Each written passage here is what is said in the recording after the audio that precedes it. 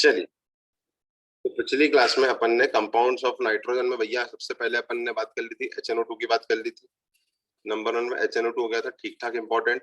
HNO3 was very important, इसके बारे में बहुत सारी ढेर सारी बातें कर ली थी भैया। HNO3 क्या है, कैसे क्या है और क्या चीजें हैं, ये सब ओके ओके ठीक है ओके। तीसरी HNO3 की बात क्या थी, कुछ लिया था क्या अलग से, क्या अमोनिया लिया था डायरेक्ट? नहीं, ऑक्साइड्स ऑफ नाइट्रोजन, हाँ ऑक्साइड्स ऑफ नाइट्रोजन लिए थे, सही बात है, ऑक्साइड्स ऑफ नाइट्रोजन।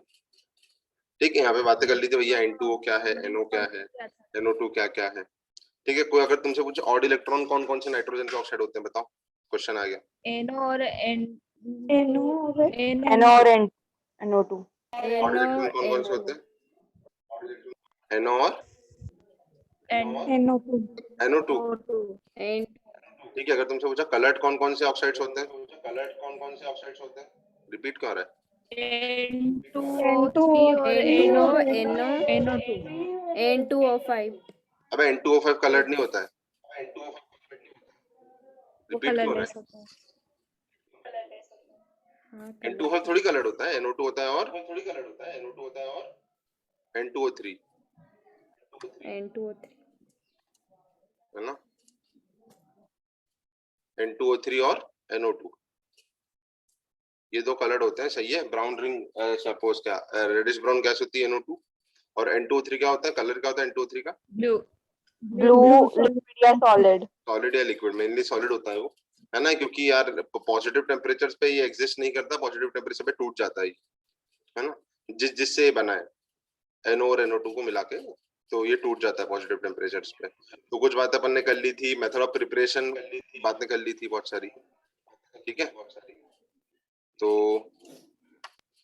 जैसे सपोज पूछ रहा हूँ कि ये किसकी मेथड ऑफ प्रिपरेशन है, NH4 NO3 को हीट करेंगे, ये किसकी है? N2O की, किसकी है? N2O की। अब ऐसे में और 4-5 रिएक्शन अपन जब N2 की रिएक्शन आएगी तो मैं पढ़ा दूंगा कि अपन ने पढ़ी हुई है ना। N2 आने वाला भी थोड़ी देर में, पहले अमोनिया कर लेते हैं चलो। और कुछ खास था कि ऑक्साइड्स ऑफ नाइट्रोजन में मेथड ऑफ प्रिपरेशंस थी मेनली, तो कि सबकी एक एक मेथड ऑफ प्रिपरेशंस याद होना चाहिए। जैसे ये वाली बताओ, चलो ये वाली बताना किसकी है, FeSO4 प्लस मैं बताऊं तो NaNO2 ले लूं, या तो या HNO2 ले लूं, कुछ भी ले लूं, ये किसकी मेथड ऑफ प्रिपरेशन है?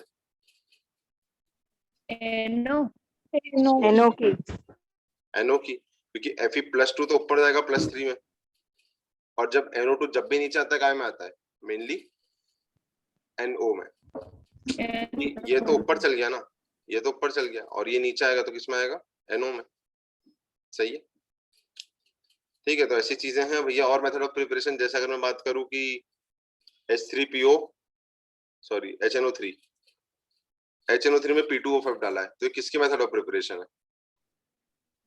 N2O5 क्योंकि P2O5 का डिहाइड्रेटिंग एजेंट, और नाइट्रोजन +5 में से पानी निकालोगे तो भी +5 वाला ही बनेगा, क्योंकि जो पानी की निकालना और पानी डालना होता है जनरली वो रिडॉक्स नहीं होता है, तो N2O5 बनेगा, है ना, प्लस HPO3। ये सब एंजाइमेटिक रिएक्शंस आपको आनी चाहिए, method of preparations of this. और N2O4 कैसे बनता है, NO2 को कूल करते हैं कि हीट करते हैं? कूल करते हैं। NO2 को कूल करते हैं तो N2O4 बनता है, और N2O4 को हीट करते हैं तो NO2 बनता है। ठीक है, चलो बहुत बढ़िया प्रदर्शन, ये काफी काम की चीजें हैं यार वैसे, है ना, छोटी छोटी चीजें काफी काम की। फोर्थ अपन कहाँ पहुंच गए थे, अमोनिया पे, है ना। HNO3 की इंडस्ट्रियल मेथड ऑफ प्रिपरेशन क्या थी, HNO3 की नाम क्या, HNO3 की HNO3 की ओस्वाल्ट थी, तूने अमोनिया की बोल दी। ठीक है, चलो अमोनिया के बारे में अपन ने क्या बात करी थी, पहले बताओ लैबोरेटरिकल मेथड ऑफ प्रिपरेशन क्या लेते थे, सबसे पहली चीज NH4Cl नहीं, कोई सा भी अमोनियम सॉल्ट ले सकती है। हाँ वैसे तूने NH4Cl बोला, बट ये चीज याद रखना, कोई सा भी अमोनियम सॉल्ट ले सकते हो, फिर चाहे वो NH4Cl हो, फिर चाहे वो NH4 SO4 हो, कोई सा भी अमोनियम सॉल्ट। उसके साथ क्या डालते हैं दोस्तों,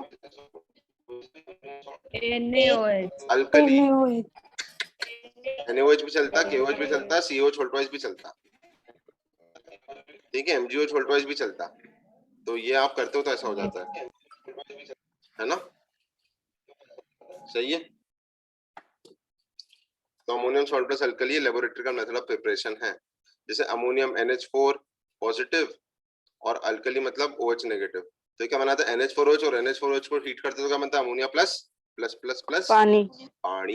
तो ये लेबोरेटरिकल मेथड ऑफ प्रिपरेशन हो गई, ये अमोनियम सॉल्ट को अल्कली में डाल दो। दूसरी मेथड ऑफ प्रिपरेशन क्या हो सकती है लेबोरेटरी? नाइट्राइट का हाइड्रोलिसिस ऑफ नाइट्राइट, हाइड्रोलिसिस, या फिर एक और कौन सा हाइड्रोलिसिस हो सकता है? यूरिया का। ठीक है, ये सब मैं फिर से बोल रहा हूँ, सब एनसीईआरटी में और इसी सेगमेंट में है। ठीक है, अस्फॉर्म ऑक्सी एसिड याद है, हीट करते हैं तो? Yes sir. अच्छी बात। अच्छा, सल्फर के NaOH के साथ रिएक्शन याद है, एसिड के NaOH के साथ क्या बनता है?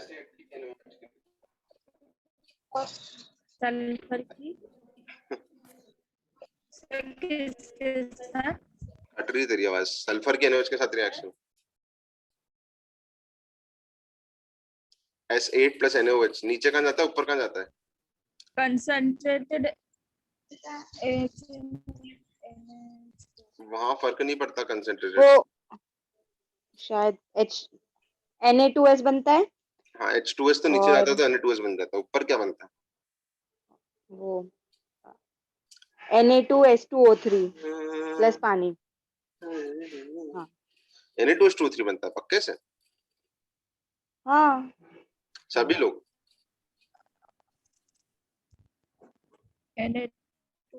हाँ सर, सोडियम Na2S2O3 बनता है, ठीक है सही बात है, चलो अच्छी बात है। वापस हाँ Na2S2O3, ठीक है चलो अच्छी बात है, याद है। लेबोरेटरिकल मेथड तो ये तीन थी, और क्या है ना, बस तीन ही होगी कि और कुछ भी थी? यही थी। इसलिए क्या थी इसकी?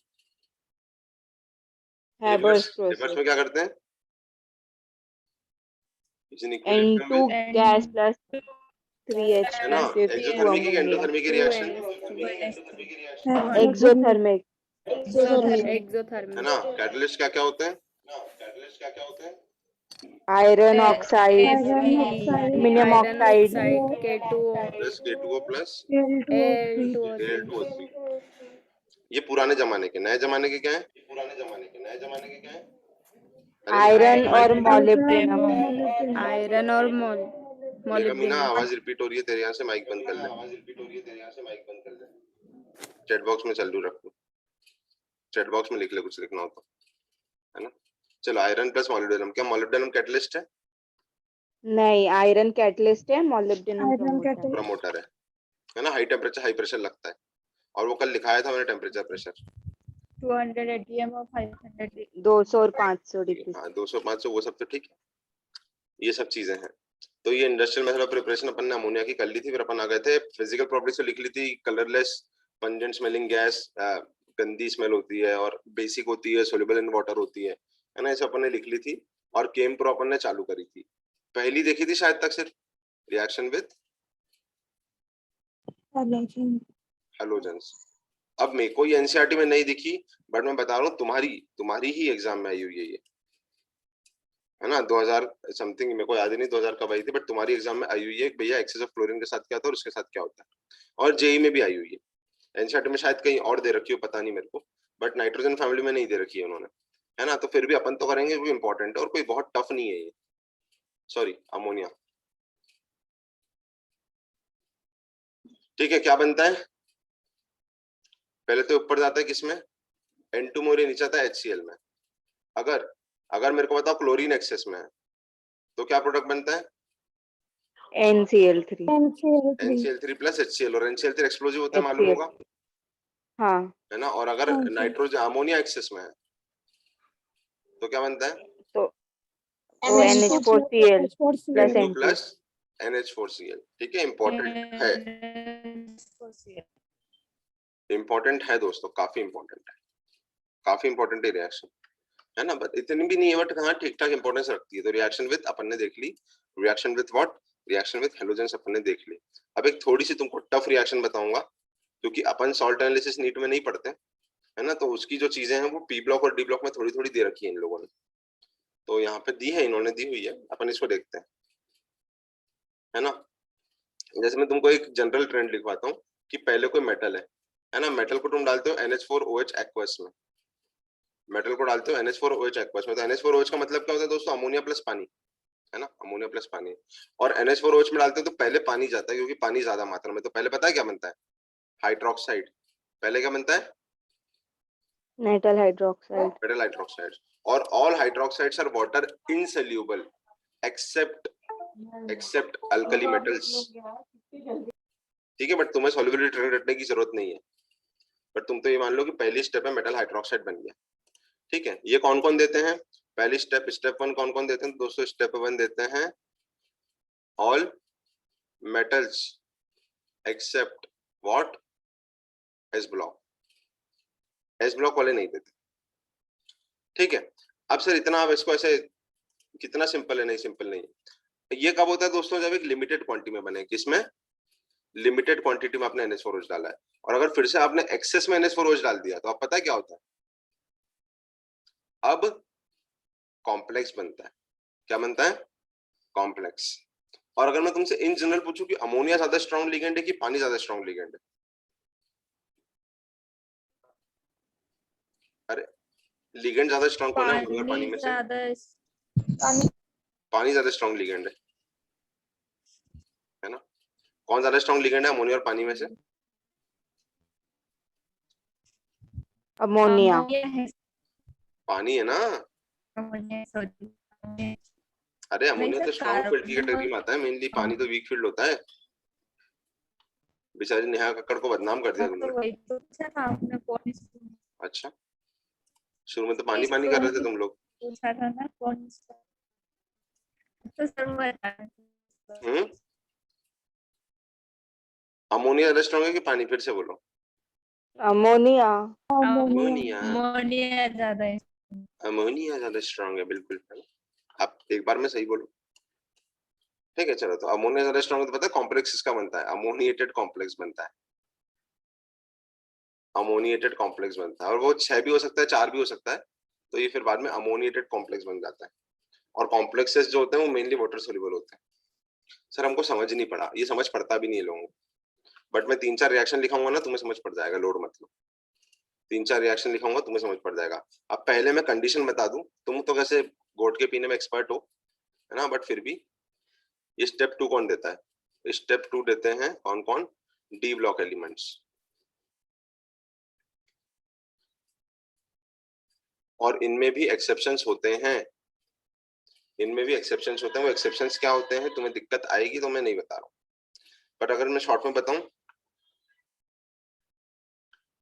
शॉर्ट में बताऊंगा नहीं यार, टफ पड़ेगा, रहने दो, ठीक है। डी ब्लॉक एलिमेंट्स देते हैं, मर्क्यूरी नहीं देता है, आयरन +2 नहीं देता है, मैंगनीज +2 नहीं देता है, क्योंकि उन सब केसेस में अमोनिया क्या होता है, वीक फील्ड लिगेंड होता है ना। तो डी ब्लॉक एलिमेंट्स, या फिर शॉर्ट में लिख दो where ammonia is a strong field ligand. तो जहां अमोनिया वीक फील्ड लिगेंड होता है वहां पे नहीं दे पाते हैं। क्या पी ब्लॉक वाले सेकंड स्टेप दे पाते हैं, नहीं नहीं, क्योंकि अमोनिया स्ट्रॉन्ग फील्ड लिगेंड, और जो एक तुमको पढ़ा जो हार्ड है वो हार्ड के साथ रिएक्ट करता है। तो जो डी ब्लॉक के मेटल है वो हार्ड होते हैं, तो हार्ड वालों को सॉरी स्ट्रॉन्ग लिगेंड को चाहिए हार्ड, तो पी ब्लॉक वाले सॉफ्ट होते हैं, पी ब्लॉक वाले कमजोर होते हैं। तो जो अमोनिया है वो पी ब्लॉक वालों के साथ कॉम्प्लेक्स नहीं बना पाता है, बल्कि डी ब्लॉक वालों के साथ बना लेता है। तुम बोलोगे सर आपको अकेले को समझ पड़ा है, अरे हाँ मेरे को पता है, मेरे को अकेले को पड़ा है, ठीक है, बट मैंने अभी ये भी शॉर्ट में बताया। और अभी मजे की बात बताऊं, मैं 4-5 रिएक्शन लिखूंगा ना, तुम्हें भी समझ पड़ेगा, बिल्कुल लोड नहीं लेने का। अभी 4-5 रिएक्शन फेंक देता हूँ, तुम्हें समझ पड़ेगा, बिल्कुल पड़ेगा, बिल्कुल लोड नहीं लेना, ठीक है। तो क्या क्या ले सकता हूँ मैं, जैसे हाँ, पहले मैं लेता हूँ Na+2 in the presence of NH4OH, कम मात्रा में लिया गया है, तो क्या बनेगा बताओ,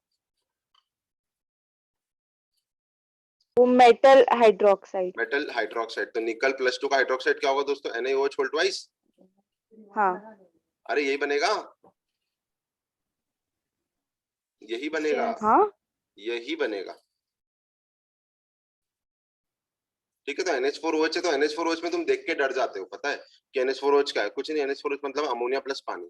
तो अमोनिया प्लस पानी में पहले हाइड्रोक्साइड बनता है कि क्या बनता है, अमोनिया अमाइड बनते हैं, पहले हाइड्रोक्साइड बनते हैं। पहले हाइड्रोक्साइड। पहले हाइड्रोक्साइड्स बनते हैं। अब निकल +2 के अलावा तुम और ऑप्शन ले सकते हो, कुछ भी ले सकते हो। Fe+3 का सॉल्ट ले सकते हो, जैसे निकल +2 है तो निकल +2 है, यहाँ पर FeCl3 ले लो प्लस NH4OH, क्या बनेगा? Fe का हाइड्रोक्साइड हाइड्रोक्साइड FeOH प्लस होल थ्राइड। NH4Cl। बैलेंसिंग मैंने नहीं करी है। क्या निकल के हाइड्रोक्साइड का कलर मालूम है तुमको? ग्रीन होता है। और आयरन के ऑक्साइड हाइड्रोक्साइड का कलर क्या होता है? Reddish brown. ग्रीन अबे आयरन +3 है वो, iron +3 reddish brown rust colour का होता है, आयरन +3 है वो, +2 ग्रीन होता है है ना? सर ये आयरन हाइड्रोक्साइड क्या मतलब PPT होते हैं क्या? हाँ, हाइड्रोक्साइड ये सारे सॉल्यूबल सभी? अल्कली मेटल्स को छोड़ के और स्ट्रोंशियम बेरियम को छोड़ के बाकी सब प्रेसिपिटेट होते हैं। मतलब ये वाटर में सॉल्युबल नहीं होते हैं कभी भी, अल्कली मेटल के अलावा। किसी का भी हाइड्रोक्साइड ले लो, वाटर में घुलता नहीं, मतलब ऐसा प्रेसिपिटेट अलग होता है। सॉल्युबिलिटी ट्रेंड रटना बहुत टफ काम है वैसे, सबके सॉल्युबिलिटी ट्रेंड, क्योंकि तुम्हें आते नहीं है सॉल्युबिलिटी ट्रेंड।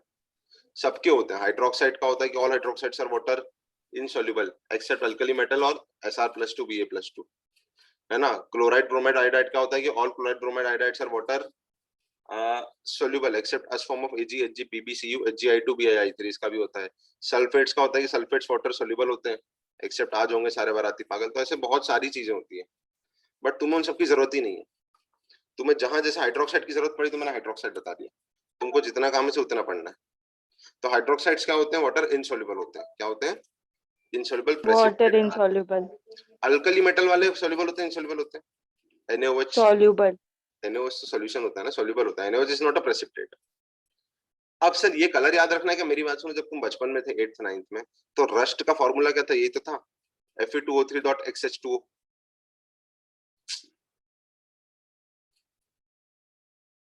अरे जंग, रस्ट मतलब जंग होता है ना। Yes sir. जंग क्या होता है? आयरन 3 हाइड्रोक्साइड, आयरन 3 का ऑक्साइड ही तो रस्ट होता है, आयरन +3 का। ठीक है, और ये है, चलो एक आधी एग्जांपल और ले लो।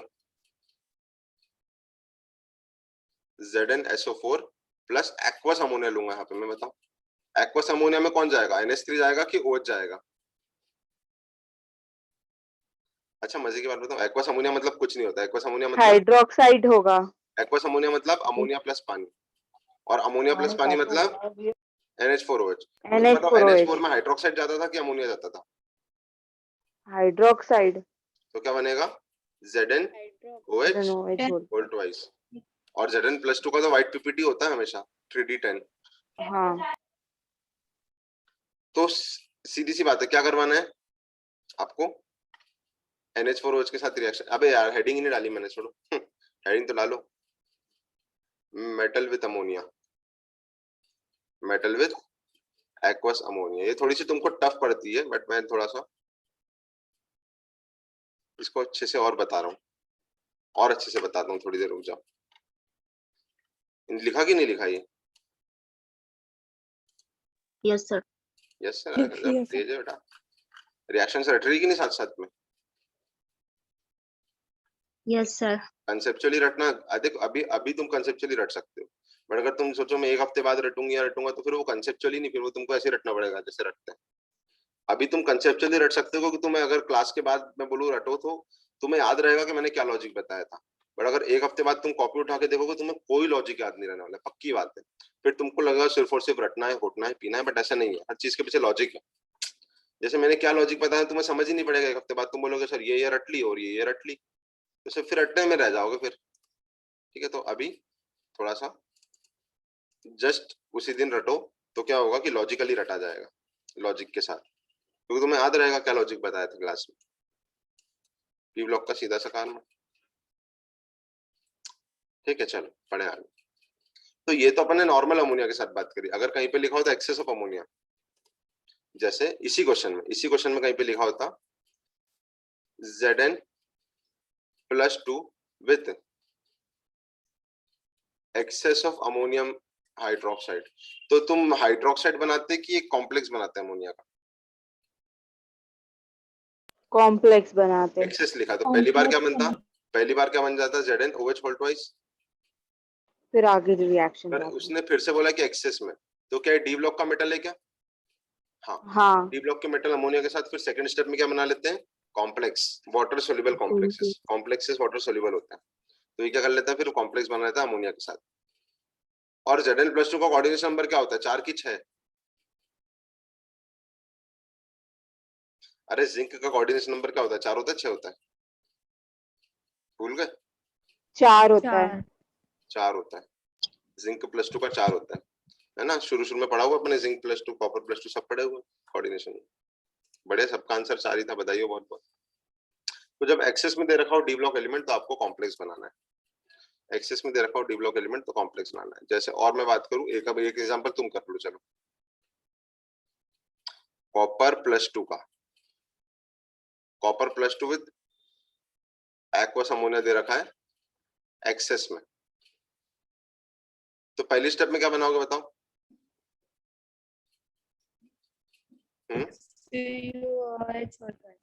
COH होल ट्वाइस का प्रेसिपिटेट, फिर उसके बाद फिर से अमोनिया दे रखा है एक्सेस में, तो क्या बनाओगे, कॉम्प्लेक्स कि नहीं बनाओगे?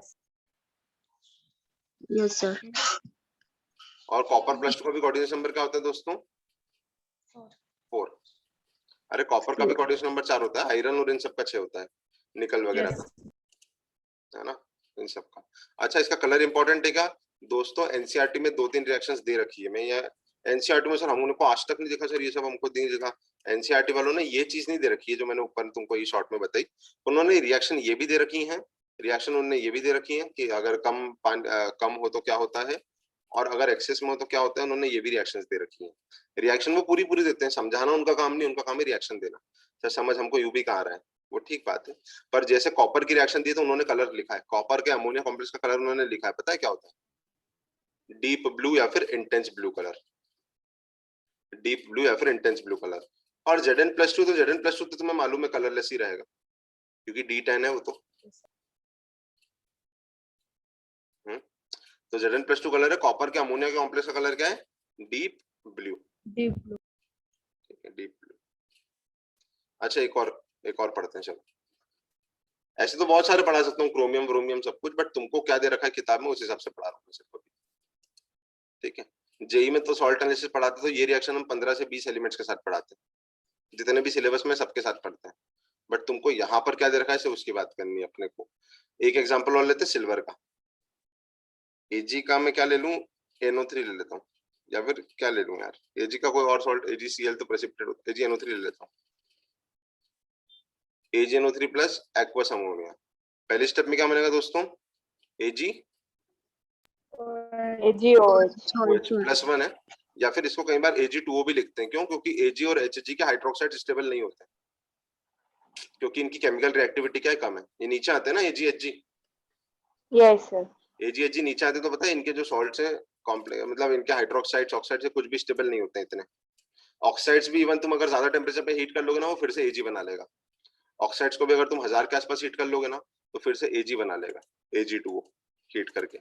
बट अपन इतनी बातें नहीं कर रहे हैं, अपन बात कर रहे हैं कि या तो AgOH लिखा होगा या तो Ag2O लिखा होगा, ठीक है। बट अगर सामने वाले ने बोला एक्सेस में करानी है, इसमें फिर से अमोनिया डाल रखा है, इसमें फिर से एक्वस अमोनिया डाल रखा है, तो क्या बनेगा बताओ, कॉम्प्लेक्स बनेगा नहीं बनेगा, क्या ये डी ब्लॉक का है कि नहीं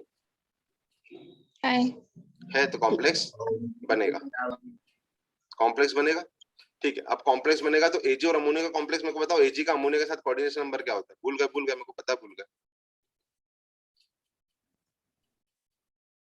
Ag+1 का अमोनिया के साथ कोऑर्डिनेशन नंबर क्या होता है, 4 होता है, 6 होता है कि कुछ और होता है, 6 होता है, और बाकी लोग 4 या 6 या कुछ और, 2 होता है ना, हाँ तो उसको कुछ और बोलेंगे ना, हाँ मतलब कुछ और में 2, हाँ चेतना का एक आ गया, 2 आ गया, 6 आ गया। चलो अबे Ag का अमोनिया के साथ कोऑर्डिनेशन नंबर 2 होता है, सर ये सब आपने कहाँ लिखा है, मैंने कोऑर्डिनेशन कंपाउंड्स में लिखा है यहाँ पे ऐसे सीरीज कि किसका किसके साथ कोऑर्डिनेशन नंबर क्या होता है जनरली, ठीक है। और Ag का तो 2 ही होगा ना यार, तो टॉलेंस रिएजेंट में नहीं यूज करते हैं AgNH3 होल ट्वाइस पॉजिटिव, अरे टॉलेंस टेस्ट में यूज नहीं करते Ag और अमोनिया यस सर, तो मैंने ये क्यों पढ़ा है, क्योंकि इंपॉर्टेंट है, टॉलरेंस टेस्ट में यूज करते हैं ना इसको, है ना। तो टॉलरेंस टेस्ट क्या होता है, कलरलेस सॉल्यूशन होता है।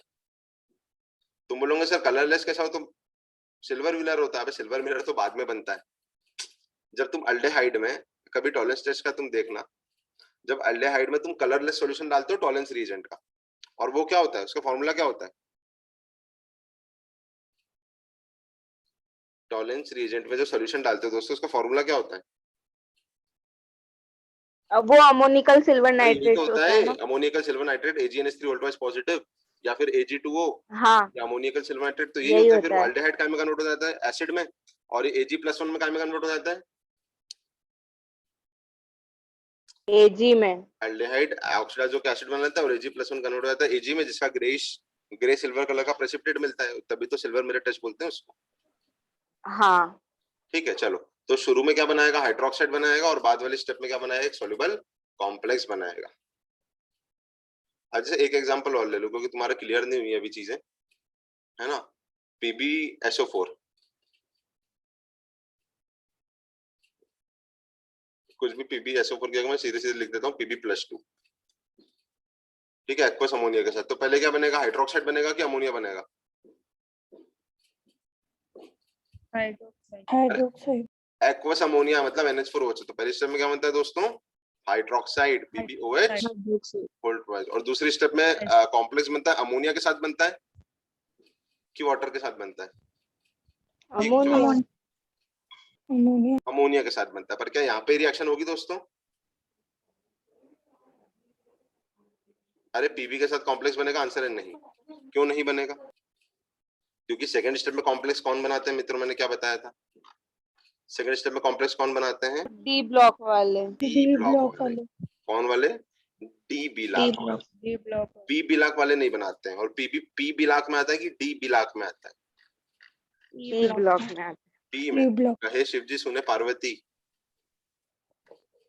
तो पी ब्लॉक वाले सेकंड स्टेप नहीं देते हैं, थोड़ा सा टफ पड़ता है, तुम लोगों को पड़ेगा, मेरे को पता है, ठीक है, बट इसमें कोई बहुत महान काम नहीं है। पहली स्टेप में आप क्या बना लो, हाइड्रोक्साइड बना लो, और दूसरे स्टेप में कॉम्प्लेक्स बना लो रिस्पेक्टिव, है ना। बट कॉम्प्लेक्स वाले स्टेप में कौन करेंगे, पी ब्लॉक की, डी ब्लॉक की, एस ब्लॉक की, सब की, सिर्फ डी ब्लॉक की, सिर्फ पी ब्लॉक कौन करेगा, डी ब्लॉक वाले। सिर्फ डी ब्लॉक। और मजे की बात बताऊं, डी ब्लॉक में भी कुछ लोग नहीं करते हैं, एक दो, Iron+2 Mn+2 ये सब, है ना, क्योंकि अमोनिया वीक फील्ड लिगेंड होता है उनके लिए।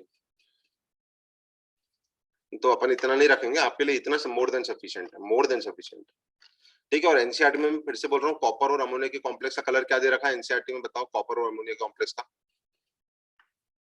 Deep blue. तो अगर एनसीईआरटी में कलर दिया है मित्रों तो आपको आना चाहिए, ठीक है। मेरे को तो क्रोमियम और अमोनिया के कॉम्प्लेक्स का कलर भी आता है कि क्रोमियम अमोनिया के कॉम्प्लेक्स का कलर पर्पल वायलेट होता है, मेरे को तो और अमोनिया के कॉम्प्लेक्स के कलर भी आते हैं, है ना। बट तुमको जहां एनसीईआरटी में जो जो चीजें दे रखी है 3-4, तो आपको चीजें आना चाहिए। इसने बोला एक्सेस में बनेगा तभी, बिल्कुल बिल्कुल एक्सेस में बनेगा तभी कॉम्प्लेक्स बनाना है, अदरवाइज सीधे सीधे सिर्फ अगर सीधा सीधा सिर्फ ऐसा लिखा है कि एक्वस अमोनिया, सीधा सिर्फ क्या करेगा, तो वो क्या बनेगा, हाइड्रोक्साइड का प्रेसिपिटेट करेगा। कॉम्प्लेक्स कब बनाना है, जब क्या लिखा हो, एक्सेस। जब लिखा हो एक्सेस तभी कॉम्प्लेक्स बनाना है, अदरवाइज हाइड्रोक्साइड का प्रेसिपिटेट करा के छोड़ देना, नंबर मिल जाएगा। और वैसे भी तुम ऑब्जेक्टिव एग्जाम दे रहे हो, है ना, तो अगर नॉर्मल हो तो हाइड्रोक्साइड को ट्रिक कर देना, एक्सेस हो तो कॉम्प्लेक्स को टिक कर देना। तुम बोलोगे नीट में तो टफ क्वेश्चन नहीं आते, ये नीट का टफ क्वेश्चन नहीं है, है ना, ये एनसीईआरटी की लाइंस का क्वेश्चन है, बिल्कुल आ सकता है नीट में, ऐसा कोई बंदिश नहीं है इसमें, ठीक है। वो नीट वाले कई लोग पढ़ाते नहीं है इसको, वो बात अलग है इतने अच्छे से, क्योंकि वो अच्छी चीजें छोड़ देते हैं कई बार, बट ये आ सकती है, कोई इतना टफ नहीं है दोस्तों, है ना। तो अमोनिया के साथ इसका कॉम्प्लेक्स का कलर क्या है, और क्या अमोनिएटेड कॉम्प्लेक्स बनता है, और कहाँ क्या होता है, ये अपन ने बातें कर ली। ये एक्चुअली में यहाँ पर अपन ने शॉर्ट में बातें करी हैं, है ना। जे एडवांस में आती है चीजें, जे एडवांस में एक सॉल्ट एनालिसिस में बहुत सारी चीजें आती है, बट नीट में आपको जितना आपको एनसीईआरटी में दे रखा है कि सिल्वर का कलर भी दे रखा है उन्होंने। सिल्वर का कलर क्या है दोस्तों, व्हाइट है, पिंक है, क्या है, रेड है, कलरलेस सॉल्यूशन है ना। सिल्वर का कलर दे रखा है उन लोगों ने, और कॉपर का कलर दे रखा है उन लोगों ने, और जिंक का कलर भी कलरलेस ही होगा, ठीक है। तो अपन ने बात क्या कर ली, मेटल्स के साथ अमोनिया की रिएक्शन, क्लियर है मेटल के साथ अमोनिया की रिएक्शन, एक्वस अमोनिया की, सॉरी, है ना, हर जगह एक्वस अमोनिया लिखना, अगर एक्वस अमोनिया नहीं है तो फिर ये सब चीजें नहीं होंगी। सही है, आगे बढ़े। Yes, sir. Yes, sir. तो अपन ने बातें कर ली reaction of metal with aqueous ammonia दूसरी। अब तीसरी मैं इसी के साथ पढ़ा देता हूँ, ठीक है। टेस्ट फॉर अमोनिया और अमोनियम आयन, ठीक है, जिसे बोलते हैं नेस्लर्स रिएजेंट टेस्ट।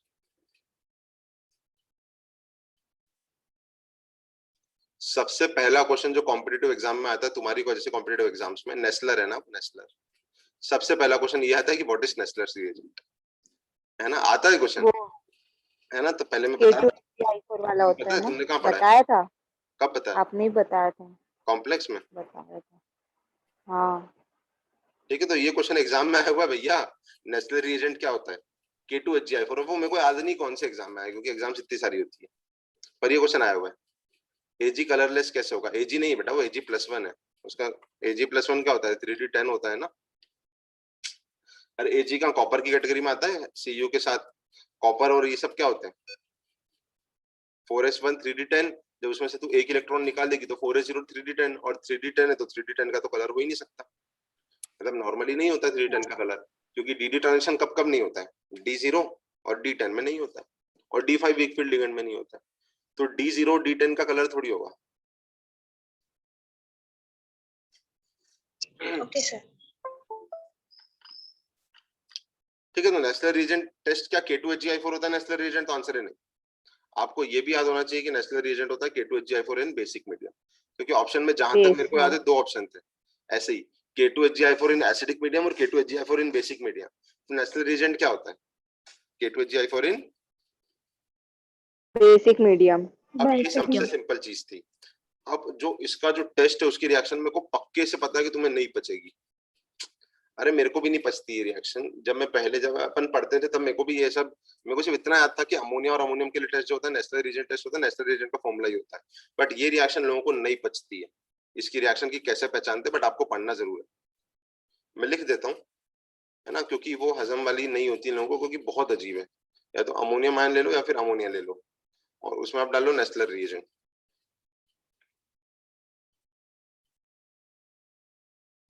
ठीक है। नेस्लर रिएजेंट क्या करता है, K2HgI4 प्लस KOH या फिर OH नेगेटिव, तो ये एक ऐसा खतरनाक कंपाउंड बनाता है जो तुम्हें याद नहीं रहेगा, याद रखोगे तो अच्छा है, नहीं रखोगे तो ऐसा कोई बहुत दिक्कत नहीं है, पर क्वेश्चन बिल्कुल आ सकता है ना। तो इसका पता है क्या बनता है, HgO डॉट Hg I है ना, I है तो I आएगा, I और यहाँ पे आएगा NH2 अमाइड, ये प्रेसिपिटेट होता है, ये होता है प्रेसिपिटेट, ठीक है, प्लस KI प्लस पानी तो बनने दो, KI प्लस पानी से कोई फर्क नहीं पड़ता, मेन चीज तो वो अपन ने वहां पर पढ़ा था ना कि वो आयोडाइड्स ऑफ मिलन बेस ऐसा कुछ बनता है, तो वो क्या होता है, वही है, इसका नाम है, अच्छा इसका नाम ही यही है, आयोडाइड ऑफ मिलन बेस। वो कोऑर्डिनेशन में पढ़ा था, कोऑर्डिनेशन में कहाँ पढ़ लिया, ये सिर्फ बात करी होगी, पढ़ा थोड़ी होगा, मतलब ये रिएक्शन थी पूरी, ammonia ammonium ion plus Nessler, coordination में कहाँ आती है, आती है, आपने बताया था, हाँ बताया होगा कि ऐसा कुछ होता है, बस रिएक्शन नहीं बताई होगी शायद, क्योंकि रिएक्शन तो काफी तगड़ी रिएक्शन है। अब पता है मजे की बात, मेरे को तो इसका मैकेनिज्म भी याद है, पर वो ऐसा खतरनाक वाला है, मतलब खतरनाक वाला है कि हजम नहीं होगा कि सर ये आपने ये आई हटा के ओ लगा दिया, तो हजम वजम होना नहीं है, सीधे सीधे इसको लिख दो, आयोडाइड ऑफ मिलन बेस होता है, इसका कलर क्या होता है, पर्पल ब्राउन, है ना, कुछ लोग इसको ब्राउनिश बोलते हैं, इसे ब्राउनिश बोल लो, ब्राउनिश पीपीटी, है ना, और कुछ लोग इसको डार्क पर्पल भी बोलते हैं, तो पर्पलिश या ब्राउनिश, क्योंकि कलर जो वो अलग अलग कंसेंट्रेशन पे अलग अलग होते हैं ना, किसी कंसेंट्रेशन पे कलर का शेड कुछ और होगा, किसी पे शेड कुछ और होगा। तुम, मेरे को सबसे इंपॉर्टेंट, मेरे को पता है तुमको रिएक्शन याद नहीं हो रही है अभी, है ना, बट जब तुम बार बार पढ़ोगे तो अपने आप हो जाएगी शायद तक, पहली चीज। दूसरी चीज, कि नेशनल रीजन टेस्ट होता क्या है, कम से कम ये तो याद रख लो। अभी क्या याद रखना, नेशनल रीजन टेस्ट किसके लिए होता है, किसके डिटेक्शन के लिए होता है। चलो सबसे छोड़ो, नेशनल रीएजेंट क्या होता है सबसे पहली चीज? K2HGI for in basic medium. सभी लोग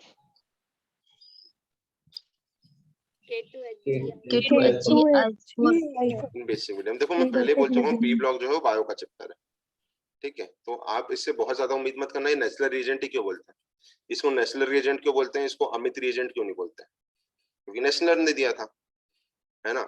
इसको आयोडाइड ऑफ मिलन्स बेस क्यों बोलते हैं, आयोडाइड्स ऑफ कुमकुम बेस क्यों नहीं बोलते हैं, क्योंकि मिलन्स ने दिया था। कॉमन नेम है, आप कुछ नहीं कर सकते, ठीक है।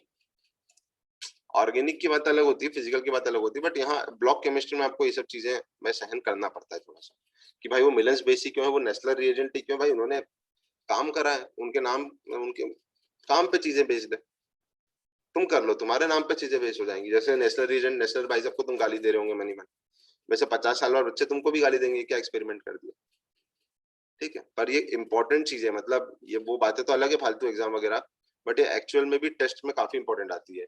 अगर आपको पहचानना है किसी सॉल्ट में अमोनिया अमोनियम है कि नहीं, तो एक्चुअल में भी नेशनल रीजन टेस्ट लगाते हैं, उसके लिए पता पड़ जाता है एकदम से, अरे वाह अमोनिया है इसमें या अमोनियम आयन है। तो ये रियल लाइफ में भी बहुत काम की चीजें होती है।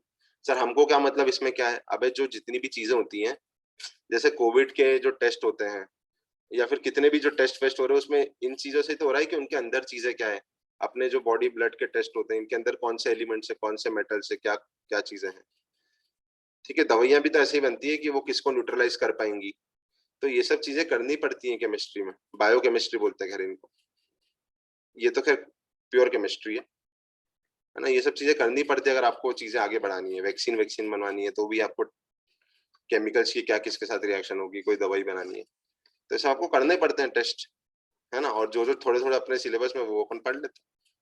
तो ये नेशनल रीजन टेस्ट अपन ने पढ़ लिया, इंपॉर्टेंट तो है, इंपॉर्टेंट तो है दोस्त, ठीक है। क्योंकि अमोनिया के लिए सीधे सीधे पूछते भैया कौन सा टेस्ट कराया जाता है, तो नेशनल रीजन टेस्ट कराया जाता है। क्या हीटिंग ऑफ अमोनियम सॉल्ट याद है तुमको सबकी सब? अरे अमोनियम सॉल्ट में हीटिंग करते थे, याद है? Yes sir. चलो देखते हैं कितना याद है ना। तो अभी नेक्स्ट टॉपिक अपन उठा लेते हैं, दैट इज डाइनाइट्रोजन। अमोनिया में कुछ चीजें बची, वो मैं डाइनाइट्रोजन में बताऊंगा N2 में। अमोनिया का नंबर क्या था, तीसरा नहीं, क्या नंबर था, पांचवा, चौथा था, फोर्थ, बड़े रोमन में चौथा वाज अमोनिया, ठीक है। अमोनिया में सबसे इंपॉर्टेंट तो खैर हेबर प्रोसेस वगैरह होती है, ये कॉम्प्लेक्स कॉम्प्लेक्स तो ठीक ठाक इंपॉर्टेंट है। क्लोरीन के साथ रिएक्शन भी ऐसे कोई मेरे को एनसीईआरटी में नहीं दिखी, है ना। बाकी तुम नाइट्राइट्स का हाइड्रोलिसिस तो बच्चे वाली चीज है, हर कोई बच्चे से बच्चा कर लेता है, क्योंकि नाइट्राइट का हाइड्रोलिसिस में कोई तीर थोड़ी उखाड़ना है, N-3 को H देना है, अमोनिया बन जाएगा, ठीक है। तो थोड़ी सी जो अजीब चीज होगी वो क्या थी, नेशनल रीजन टेस्ट, जो तुमको थोड़ा अजीब लगा होगा।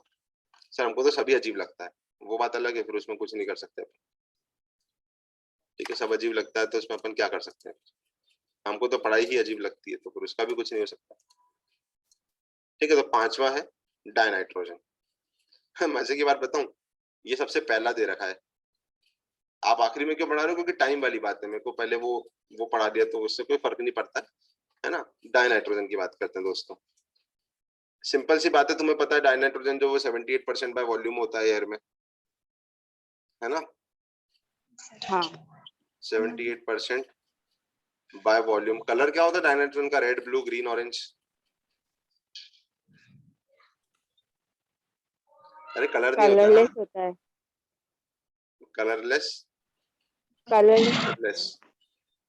स्मेल भी नहीं होती है। अगर अमोनिया की स्मेल लगनी होती तो बाहर अपने को रोज की रोज स्मेल आती है, अरे काय की स्मेल आ रही है, अमोनिया नहीं, सॉरी N2 की, है ना। Colourless, odourless, tasteless. अगर इसका भी कुछ टेस्ट होता तो जीवान खोलो, N2 का टेस्ट आ रहा है, वाह मजा आ गया, मतलब टेस्ट के लिए क्या करो, जीवान खोल लो, पर इसका कोई टेस्ट होता नहीं है, कलर भी नहीं होता है, जैसे N2 इतनी सारी, यहाँ पे N2 कलरलेस है, ऑर्डरलेस है, टेस्टलेस है, ठीक है। और 78% बाय वॉल्यूम तो है ही सही। और क्या बात होती है इसकी, N2 के बारे में एक चीज और लिख लो, N2 नीदर बर्न्स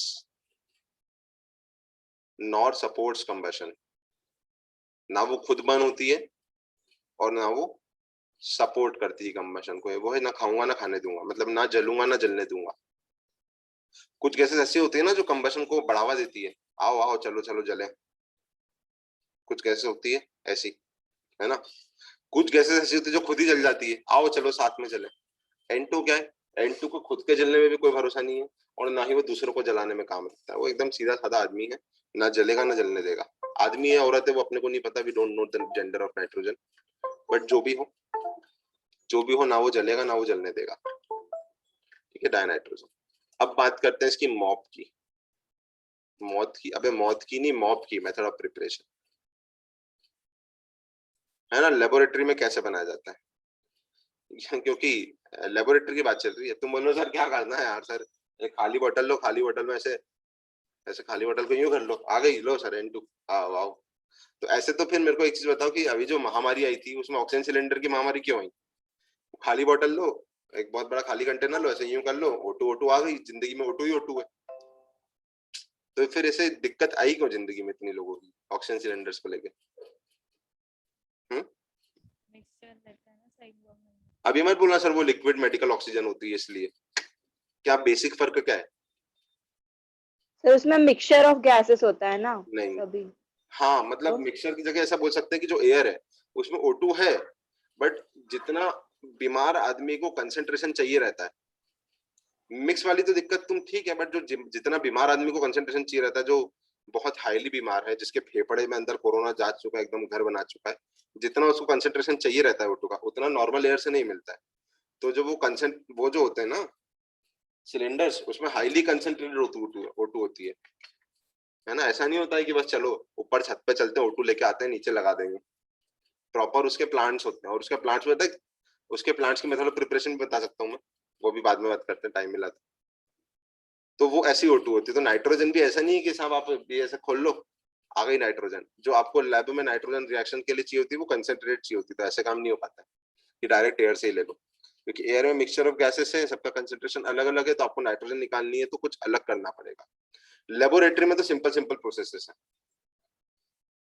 ठीक है।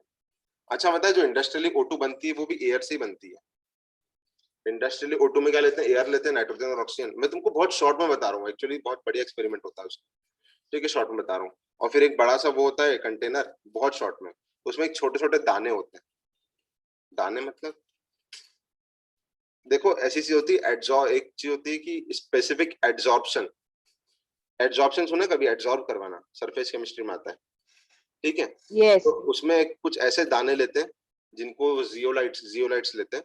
ऐसे कुछ दाने लेते हैं जो सिर्फ O2 को एड्सॉर्ब कर लेते हैं और N2 को छोड़ देते हैं। मतलब वो सब केमिस्ट्री पे बेस्ड है। ऐसा नहीं कि वहां पे तुम मंत्र पढ़ रहे हो, ओम त्र्यंबकम यजामहे सुगंधिम पुष्टिवर्धनम, और ऐसा N2 अलग O2 अलग, ऐसा नहीं होता है भैया। तुमको कोई केमिकल रिएक्शन लगानी पड़ेगी, केमिकल रिएक्शन लगानी पड़ेगी तभी होगा। तो केमिकल रिएक्शन वहां पे सरफेस केमिस्ट्री पे बेस्ड होती है कि आप आन दो O2 N2 बहुत सारी आन दो, फिर वहां पे वो ऐसी चीज डालते हैं जो O2 को एब्जॉर्ब कर लेती है और N2 को छोड़ देती है। तो N2 को छोड़ दी, N2 को टाटा बाय बाय ओके खत्म बोल दो, और जितनी जितनी O2 को एब्जॉर्ब कर रहे हो फिर उसको आगे लेके जाओ। तो वो भी केमिकल रिएक्शन पे बेस्ड है सरफेस केमिस्ट्री की। ये तो मैंने बहुत शॉर्ट में बताया है ना, पर ऐसे ही होता है। उसमें ऐसी चीजें डाली जाती हैं जो प्रेफरेंशियली O2 को एब्जॉर्ब करते हैं, जियोलाइट्स डाले जाते हैं अलग अलग प्रकार के। तो ये सब केमिकल रिएक्शंस ही हैं भैया, केमिस्ट्री ही। मतलब भले से तुम्हें कैसे भी लगे इनऑर्गेनिक, बट इनऑर्गेनिक का सृष्टि के कल्याण में बहुत ज्यादा योगदान है। ऑर्गेनिक का भी है, ऐसे तो फिजिकल का भी है, बेशक बायो का भी है, उसमें कोई दिक्कत नहीं, अपने को कोई दिक्कत नहीं है उसमें, है ना। बट योगदान बहुत है इनऑर्गेनिक केमिस्ट्री का चीजों को लेकर। Odourless and tasteless method of preparation laboratory में कैसे बनाई जाती है? तुम्हें एक चीज आती है क्या? हाँ सर, क्या डायनाइट्रोजन पढ़ रहे हैं ना अपन तो? हाँ,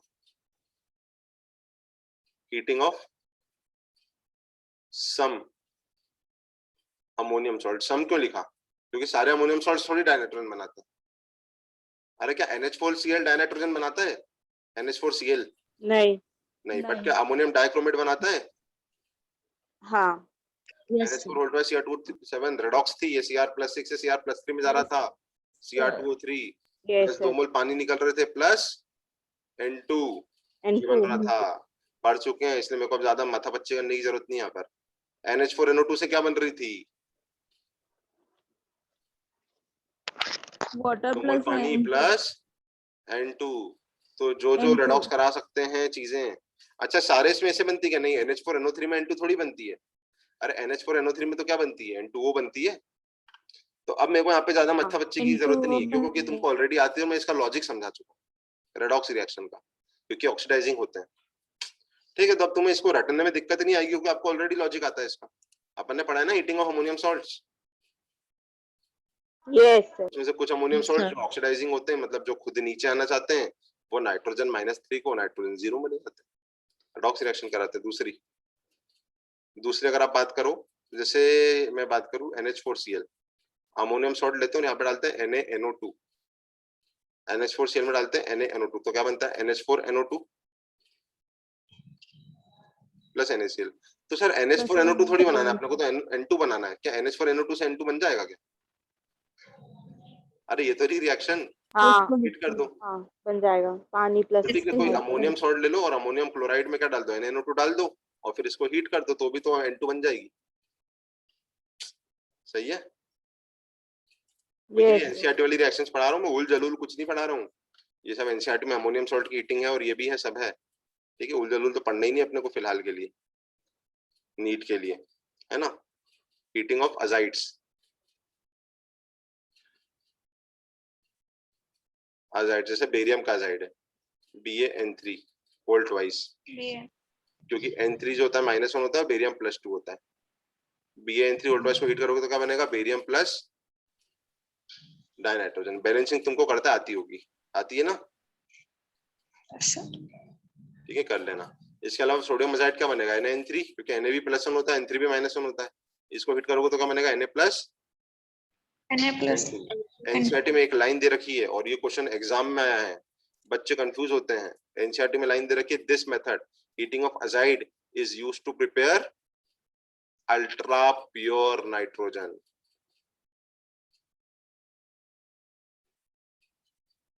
अल्ट्रा प्योर नाइट्रोजन, बच्चे कंफ्यूज होते हैं। एग्जाम में क्वेश्चन आया which of the following is used to prepare ultra pure nitrogen, और बेरियम अजाइड वाली रिएक्शन भी दे रखी है और NH4 volt wise ammonium dichromate वाली भी दे रखी है। तो बच्चे अमोनियम डाइक्रोमेट से N2 बना के आ गए, पर क्या वो सही है? अरे अल्ट्रा प्योर अमोनियम डाइक्रोमेट से बनाते हैं क्या? नहीं, अल्ट्रा प्योर अजाइड से बनाते हैं। तो एग्जाम में क्वेश्चन आता है भैया ये कि अल्ट्रा प्योर डाइनाइट्रोजन कैसे बनाई जाती है, और ऑप्शन में बेरियम अजाइड भी रहेगा और अमोनियम डाइक्रोमेट भी रहेगा, NH4NO2 भी रहेगा। तो अल्ट्रा प्योर नाइट्रोजन कैसे बनाई जाती है? हीटिंग ऑफ क्या? अजाइड। अजाइड मतलब N3-। अल्ट्रा प्योर नाइट्रोजन सीधा सीधा दे रखा है। अच्छा, तुम वैसे तो बहुत सारी चीजें मेरे पास बताने को, बट टाइम की कमी, तो इसको भी मैं शॉर्ट में बता देता हूँ। जो अपने वो होते हैं ना गाड़ी के एयरबैग्स, कार के जो एयरबैग्स होते हैं ना, उसका फिनोमिनन क्या होता है कि जब वो किसी हाई प्रेशर से टकरा जाएगा, अरे जब गाड़ी किसी बड़े से पेड़ पे टकरा जाती है, हाई प्रेशर फील होता है उसको, और वो जो अपना उसको क्या बोलते हैं, स्टीयरिंग है, स्टीयरिंग पे अपना ऐसा माथा पड़ता है तो वो फूल जाता है। कौन फूल जाता है? एयरबैग। ठीक है, एयरबैग में असलियत में अंदर पता है क्या भरी रहती है? सोडियम अजाइड भरी रहती है। एयरबैग के अंदर सर्च कर लेना इसको, एयरबैग के अंदर Na3 भरी रहती है, और फिर उसको ऐसी कंडीशन मिलती है हाई प्रेशर टेम्परेचर वाली, जो अपन जब एक्सीडेंट वगैरह होता है तो वो क्या बना लेती है? Na+N2, और जो फूलता है वो, अबे कभी एयरबैग देखा जिंदगी में? मैंने भी नहीं देखा ऐसे तो, बट कभी उसमें देखा होगा ना, टीवी वगैरह में या फिर कहीं जिंदगी में एयरबैग। तो वो जो फूल जाता है ना स्टीयरिंग के ऊपर, ताकि, अबे सुना है कभी एयरबैग के बारे में? यस सुना है ना। अरे वो जब गाड़ी किसी एक्सीडेंट वगैरह हो जाता है तो गाड़ी की जो स्टीयरिंग रहती है ना, स्टीयरिंग, उसमें वो ऐसे फूल जाता है वो, ताकि आपका जो माथा है वो एकदम स्टीयरिंग से ना टकराए और आप निपट ना जाओ। आपका जो माथा है वो फूले हुए तकिए जैसा बन जाता है, वो फूले हुए। तो कैसे बनता है? वो N2 रिलीज करता है और वो एकदम एक्सपांड हो जाती है, तो आपके जो सिर है वगैरह उसको ज्यादा चोट नहीं लगती है। लाइफ सेविंग चीज है, केमिस्ट्री इज लाइफ सेविंग। तो उसमें Na3 का सॉल्ट डालते हैं रियल लाइफ में उसमें Na3 का सॉल्ट डाला रहता है एयरबैग में। ठीक है, एक्स्ट्रा इन्फॉर्मेशन है। क्या होता है कि आप एक्स्ट्रा इन्फॉर्मेशन दे रहे हो तो पढ़ना थोड़ा इंटरेस्टिंग हो जाता है, वरना एनसीईआरटी की रिएक्शंस तो है ही सही, है ना। रिएक्शंस तो है ही सही, लॉजिक बता दो, इन्फॉर्मेशन बता दो, तो जो सहन करना है वो थोड़ा कम सहन करना पड़ेगा। सहन तो देखो करना ही है पी ब्लॉक को, उसमें कोई मैं कुछ कर नहीं सकता उसके लिए, है ना। तो ये आपने पढ़ी laboratorical method of preparations. Ultra pure वाली किसके लिए यूज होती है? अल्ट्रा प्योर वाली किसकी होती है? अजाइड्स की हीट में, याद रखना। बेरियम हो, सोडियम हो, मैग्नीशियम हो, कुछ भी हो। अब आते हैं इसकी, ये तो भैया लेबोरेटरी मेथड ऑफ प्रिपरेशन है, तो लेबोरेटरी में बनाते हैं ऐसा। इंडस्ट्रियली कैसे बनाई जाती है? इंडस्ट्रियली कैसे बनाई जाती है? इंडस्ट्रियली तो सीधी सी बात है, इंडस्ट्रियल मतलब बड़े स्केल पे बनानी है ना। तो it is used by fractional distillation of liquefied air. ठीक है, इसको भी मैं शॉर्ट में बताऊंगा, क्योंकि एक्चुअल में तो क्या एयर में नाइट्रोजन और ऑक्सीजन के अलावा दूसरी चीजें भी होती है। वाटर वेपर होता है, CO2 होता है, आर्गन होती है, फलाना होती है, डिमका होती है। तो एक्चुअली में तो सबको अलग करना होता है, बट जो दो मेजर कॉन्स्टिट्यूएंट है वो कौन कौन है? मेजर कॉन्स्टिट्यूएंट कौन है? N2 and O2। ऑक्सीजन। तो इसको मैं शॉर्ट में बता रहा हूँ। एक्चुअली में तो H2 को हटाने की भी टेक्निक है, CO2 को हटाने की भी टेक्निक है, सबको हटाने की टेक्निक, बट मेनली अपने को N2 और O2 को हटाना है। इसका जो बॉइलिंग पॉइंट है, N2 का बॉइलिंग पॉइंट होता है कुछ -180 के आसपास होता है, 190 के आसपास होता है। याद नहीं रखना, याद नहीं रखना, मैं फिर से बोल रहा हूँ, याद नहीं रखना, मैंने खुद ने याद नहीं रखा, मैं तुमको थोड़ी बोलूंगा, है ना। बट मुद्दा इतना सा है, मुद्दा इतना सा है, क्या करते हैं कि बहुत सारी गैस है उसको डिस्टिलेट करते हैं, तो लिक्विड बना लेते हैं, उसको लिक्विफाइड कर लेते हैं। ठीक है, फिर लिक्विफाइड करने पे देखते हैं कि इन दोनों का बॉइलिंग पॉइंट डिफरेंट है, इन दोनों का बॉइलिंग पॉइंट डिफरेंट है, -196 और -183। ठीक है, तो जब बॉइलिंग पॉइंट डिफरेंट है तो -196 पे ये जो है ये पूरी की पूरी लिक्विफाइड एयर में कन्वर्ट हो जाएगी, गैस में। तो आप टेम्परेचर कुछ ऐसा मेंटेन करके रखोगे वहां पर, है ना, इन दोनों का बॉइलिंग पॉइंट आपको मालूम है, तो आप वहां पर कुछ ऐसा टेम्परेचर मेंटेन करके रखोगे कि N2 अलग हो जाए और O2 अलग हो जाए। मतलब आपने कुछ नहीं करा, आपको बस जो एयर है ना उसमें से N2 और O2 को अलग अलग करने की टेक्निक्स है। जैसे मैंने तुमको बताई थी अभी कि वो ऑक्सीजन कंसंट्रेटर में क्या करते हैं, O2 को एब्जॉर्ब करवाते हैं, N2 नहीं कर पाती उसके साथ, जियोलाइट के साथ। उसका नाम भी मेरे को याद था, मैं भूल गया उस जियोलाइट का नाम। ठीक है, अब यहाँ पर क्या कराते हैं, यहाँ पे भी N2 और O2 का मिक्सचर ले लिया, उसको लिक्विफाइड करा लिया। यहाँ पे क्या टेक्निक बेस्ड है कि दोनों का बॉइलिंग पॉइंट अलग है ना। तो आप कुछ ऐसा टेम्परेचर दो जहां पे N2 लिक्विड पूरी गैस में कन्वर्ट हो जाए बट O2 लिक्विड गैस में कन्वर्ट ना हो पाए। तो क्या N2 और O2 सेपरेट हो गई क्या? हाँ है ना? Yes sir. यस हो गई, और क्या हो जाइए प्लीज। हो तो गई, है ना। तो industrial method is by fractional distillation of liquefied air. ठीक है, ठीक, छोटी छोटी चीजें हैं। Second is via producer gas. Producer gas क्या होती है?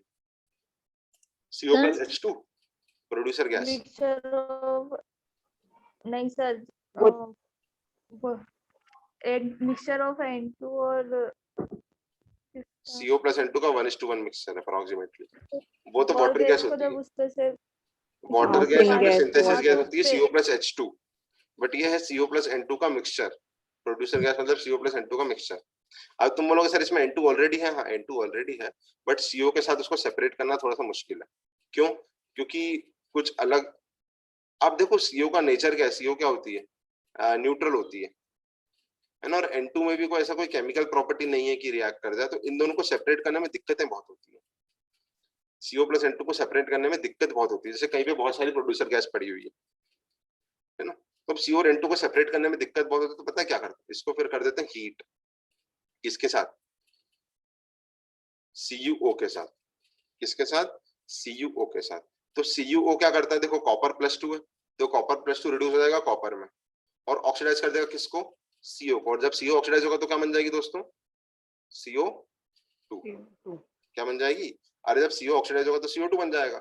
अब क्या CO2 और N2 को सेपरेट करना इजी है क्या? तो आंसर है हाँ। हाँ, क्यों? वो क्योंकि CO2 क्या हो गई? एसिडिक है। एसिडिक हो गई, और N2 न्यूट्रल वाली चीज हो गई, मतलब रिएक्टिव नहीं है। तो इस एसिड को आप बेस में डाल दो, तो इस एसिड को बेस में डाल दो, अल्कली में डाल दो, तो बेस तो रिएक्शन कर जाएगा इसके साथ, जैसे NaOH में डाला तो Na2CO3 बन जाएगा, और ये रिएक्ट नहीं करा, ये रिएक्ट नहीं करा। तो सर इसमें क्यों नहीं हो पाया? अरे क्योंकि CO के साथ थोड़ी ना बेस रिएक्ट करता नॉर्मल टेम्परेचर पे, क्योंकि CO खुद न्यूट्रल है।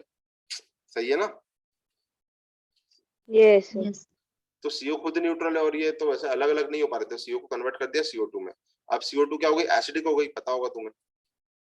तो एसिडिक है तो एसिड क्या है, बेस के साथ रिएक्ट कर जाएगी और N2 रह जाएगी वैसी की वैसी। ये इतनी इंपॉर्टेंट तो नहीं है, बट प्रोड्यूसर गैस अगर कोई तुमसे नीट वाला पूछे तो क्या बोलोगे, प्रोड्यूसर गैस क्या होती है, बोलो। प्लस N2 का mixture. plus CO N2 plus N2 CO plus N2, producer gas क्या होती है, CO प्लस N2। और वाटर गैस क्या होती है, CO plus Water H2 और सिंथेसिस गैस क्या होती है, CO plus H2 water gas को ही H2 सिंथेसिस वो गैस बोलते हैं क्योंकि वो सिंथेसिस ऑफ मिथेनॉल में काम आती है, पटाट प्रोसेस। ठीक है, सब जुड़ी हुई है, ऑर्गेनिक इनऑर्गेनिक कोई दिक्कत नहीं है, साथ साथ ही चलते हैं। सही है, तो अपन ने डायनाइट्रोजन की मेथड ऑफ प्रिपरेशन पढ़ ली है सारी, और इनमें yes मजा आया होगा वैसे कंपैरेटिवली मजा आया होगा इसमें, क्योंकि थोड़ा सा इंटरेस्टिंग चीजें हैं, क्योंकि इधर उधर की बातें करी अपने यहाँ पर, शायद तक थोड़ा अच्छा लगा होगा दूसरों के मुकाबले, दूसरे जो अलग अलग केमिकल्स हैं उनके मुकाबले N2 की रिएक्शन, क्योंकि अपन डाइक्रोमेट वाली हीटिंग तो पहले ही देख चुके थे, NH4NO2 वाली हीटिंग पहले ही देख चुके थे। ये आपको ऑलरेडी बहुत सिंपल है, डिस्प्लेसमेंट करवा के हीट करना है। ये आप सीख गए एयर बैग वाली अल्ट्रा प्योर नाइट्रोजन बनाने की टेक्निक, है ना। और ये भी बहुत लॉजिकल है कि भैया आप ऐसे पॉइंट पे ले जाओ कि एक को आप बॉईल कर सको, दूसरे को ना कर सको, तो एक हो जाएगी दूसरी नहीं होगी, बहुत सिंपल है। ठीक है, केमिकल प्रॉपर्टीज बात करते हैं, फिजिकल प्रॉपर्टीज तो बात कर चुके हैं ऊपर, कलरलेस ऑर्डरलेस, केमप्रो ऑफ N2, ज्यादा नहीं पढ़ना है, कम ही पढ़ना है, एक दो चीजें पढ़ना है बहुत, और वो भी बहुत शॉर्ट में पढ़ते हैं। पहली चीज है रिएक्शन विथ मेटल्स। तो मेटल जो है नाइट्रोजन के साथ रिएक्शन करके क्या बनाते हैं, जैसे लिथियम है, तो मेटल जो है मेटोजन नाइट्रोजन के साथ रिएक्ट करके क्या बनाते हैं, मेटल नाइट्राइड्स क्या बनाते हैं। अब बेशक टेम्परेचर प्रेशर तो लगेगा, बट अपने को उससे मतलब नहीं है। सपोज मानो लिथियम है, लिथियम N2 के साथ क्या बनाएगा, टेम्परेचर प्रेशर जो भी Li3N Li3N। N magnesium N2 के साथ क्या बनाएगा, Mg3N2 Mg3N2, सही है। सोडियम N2 के साथ क्या yes बनाएगा, ये लोग नहीं करते हैं Na3N। बनाना चाहिए, बट अल्कली मेटल में सिर्फ लिथियम है जो नाइट्राइड बनाता है।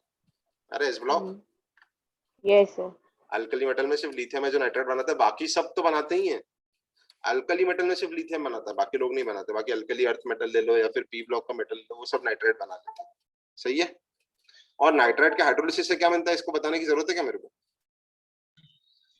नहीं क्या बनता है, अमोनिया।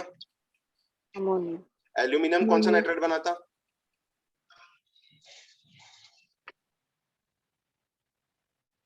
अरे AlN बनता ना, हाँ ALN है ना। चलो हाइड्रोजन के साथ reaction sir N2 + 3H2 gives ammonia इसको ऑलरेडी डन, डिटेलिंग भी कर चुके हैं, तो बहुत we will not waste our time here कि हाइड्रोजन के साथ रिएक्शन करने पर क्या होता है नाइट्रोजन का। ठीक है, तीसरी चीज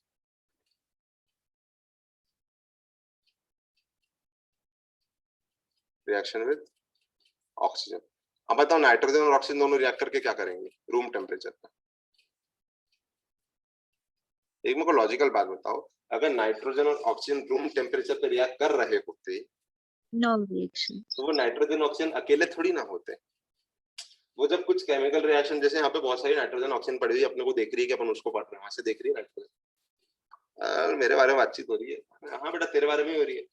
उससे पूछा नाइट्रोजन यहाँ पे बैठी हुई है, ऑक्सीजन यहाँ पे बैठी हुई, क्या तुम रिएक्ट करोगे क्या।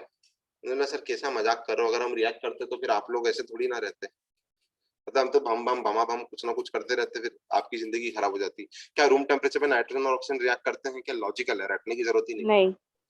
नहीं लॉजिकली बात ना कर रहे हैं, नहीं रटना है ना, रूम टेम्परेचर पे नहीं करते। बट जब लाइटनिंग वाइटनिंग हो रही हो और टेम्परेचर हो 2000 के करीब, लाइटनिंग वाइटनिंग हो रही हो और टेम्परेचर हो नियरली 2000 के करीब, तो क्या कर देना, NO बना देना, है ना। 2000 डिग्री के आसपास NO बना देना। और अगर कोई पूछे रिएक्शन नाइट्रोजन और ऑक्सीजन रूम टेम्परेचर पर रिएक्शन करते हैं क्या, तो आंसर क्या होगा मित्रों, नहीं करते नहीं करते हैं। मेरे को ऐसा लगता है कि राइटिंग पैड पे थोड़ी चीजें फास्ट होती है क्या, पता नहीं, खैर मतलब वहीं पे जाएंगे वैसे तो। रिएक्शन विद तो छोड़ो, आखिरी इसकी डायनाइट्रोजन की रिएक्शन विथ के बदले में इसको ऐसा बोलूं, ये तो बहुत सिंपल थी ना, ऑक्सीजन के साथ नाइट्रोजन के साथ मेटल के साथ हाइड्रोजन के साथ, ये तो कुछ नया था नहीं तुम्हारे लिए इसमें, बस ये जरूर नया था। सुन लो एग्जाम में आ जाएगा नाइट्रोजन विथ ऑक्सीजन एट 2000 और चारों ऑप्शन दे रखे हैं N2O, NO, NO2, N2O5, क्या करोगे? हवन करेंगे, हवन करेंगे, हवन करेंगे, क्या करोगे? हवन कुंड मस्तों का झुंड, अबे क्या करोगे? N2 plus O2 2200 degree centigrade दे रखा है, 2000 डिग्री सेंटीग्रेड दे रखा है, क्या करोगे? N2O, NO, NO2 की N2O5? NO करना है, लिखा ही है ना मैंने रिएक्शन, 2200 2000 के आसपास NO बनाते हैं, NO2 N2O3 नहीं बनाते, है ना। फिर अगर वो फर्दर आगे कुछ करा रहे तो अलग बात है, ये है ना। और ये साइनामाइड प्रोसेस, ये देखो दोस्तों, पता है मेरे को ना कभी ये कार्बन फैमिली में दिखी एनसीईआरटी में, ना कभी नाइट्रोजन फैमिली में दिखी, बट ये शायद कहीं ना कहीं तो दे रखी है इन्होंने एनसीईआरटी में, मेरे को डाउट है, क्योंकि बच्चा ये कार्बन फैमिली में भी इसका क्वेश्चन आता है, नाइट्रोजन फैमिली में भी सेम टू सेम क्वेश्चन आता है साइनामाइड का। आपको पता नहीं उसने कहाँ दे रखी है, ढूंढना पड़ेगी अपने को, तुम्हें मिले तो बता देना, है ना, कहाँ दे रखी है। बट क्वेश्चन इसका आता है बार बार लगातार, एग्जाम्स में भी और शीट्स में भी, एग्जाम्स में भी और शीट्स में भी। ठीक है, इतनी फेमस है कि बहुत आता है। साइनामाइड प्रोसेस में कुछ नहीं करना होता है, कैल्शियम कार्बाइड लेना होता है। क्या करना होता है? कैल्शियम कार्बाइड का हाइड्रोलिसिस, ये C2 नहीं, हाइड्रोलिसिस नहीं करना है यहाँ पर आपको। कैल्शियम कार्बाइड में क्या डालना है? नाइट्रोजन। कैल्शियम कार्बाइड में नाइट्रोजन डालना है तो क्या बनता है? CaCN2 plus C। इसको क्या बोलते हैं? Calcium नाइट्रोलियम, calcium cyanamide. ये कैसा है? Ca+2 और Cn2-2। जैसे अगर मैं बात करूं, C डबल बॉन्ड N है, C डबल बॉन्ड N है, और ये नेगेटिव और ये नेगेटिव है, यह है कैल्शियम साइनामाइड। क्या CaCN होल ट्वाइस है कि CaCN2 है?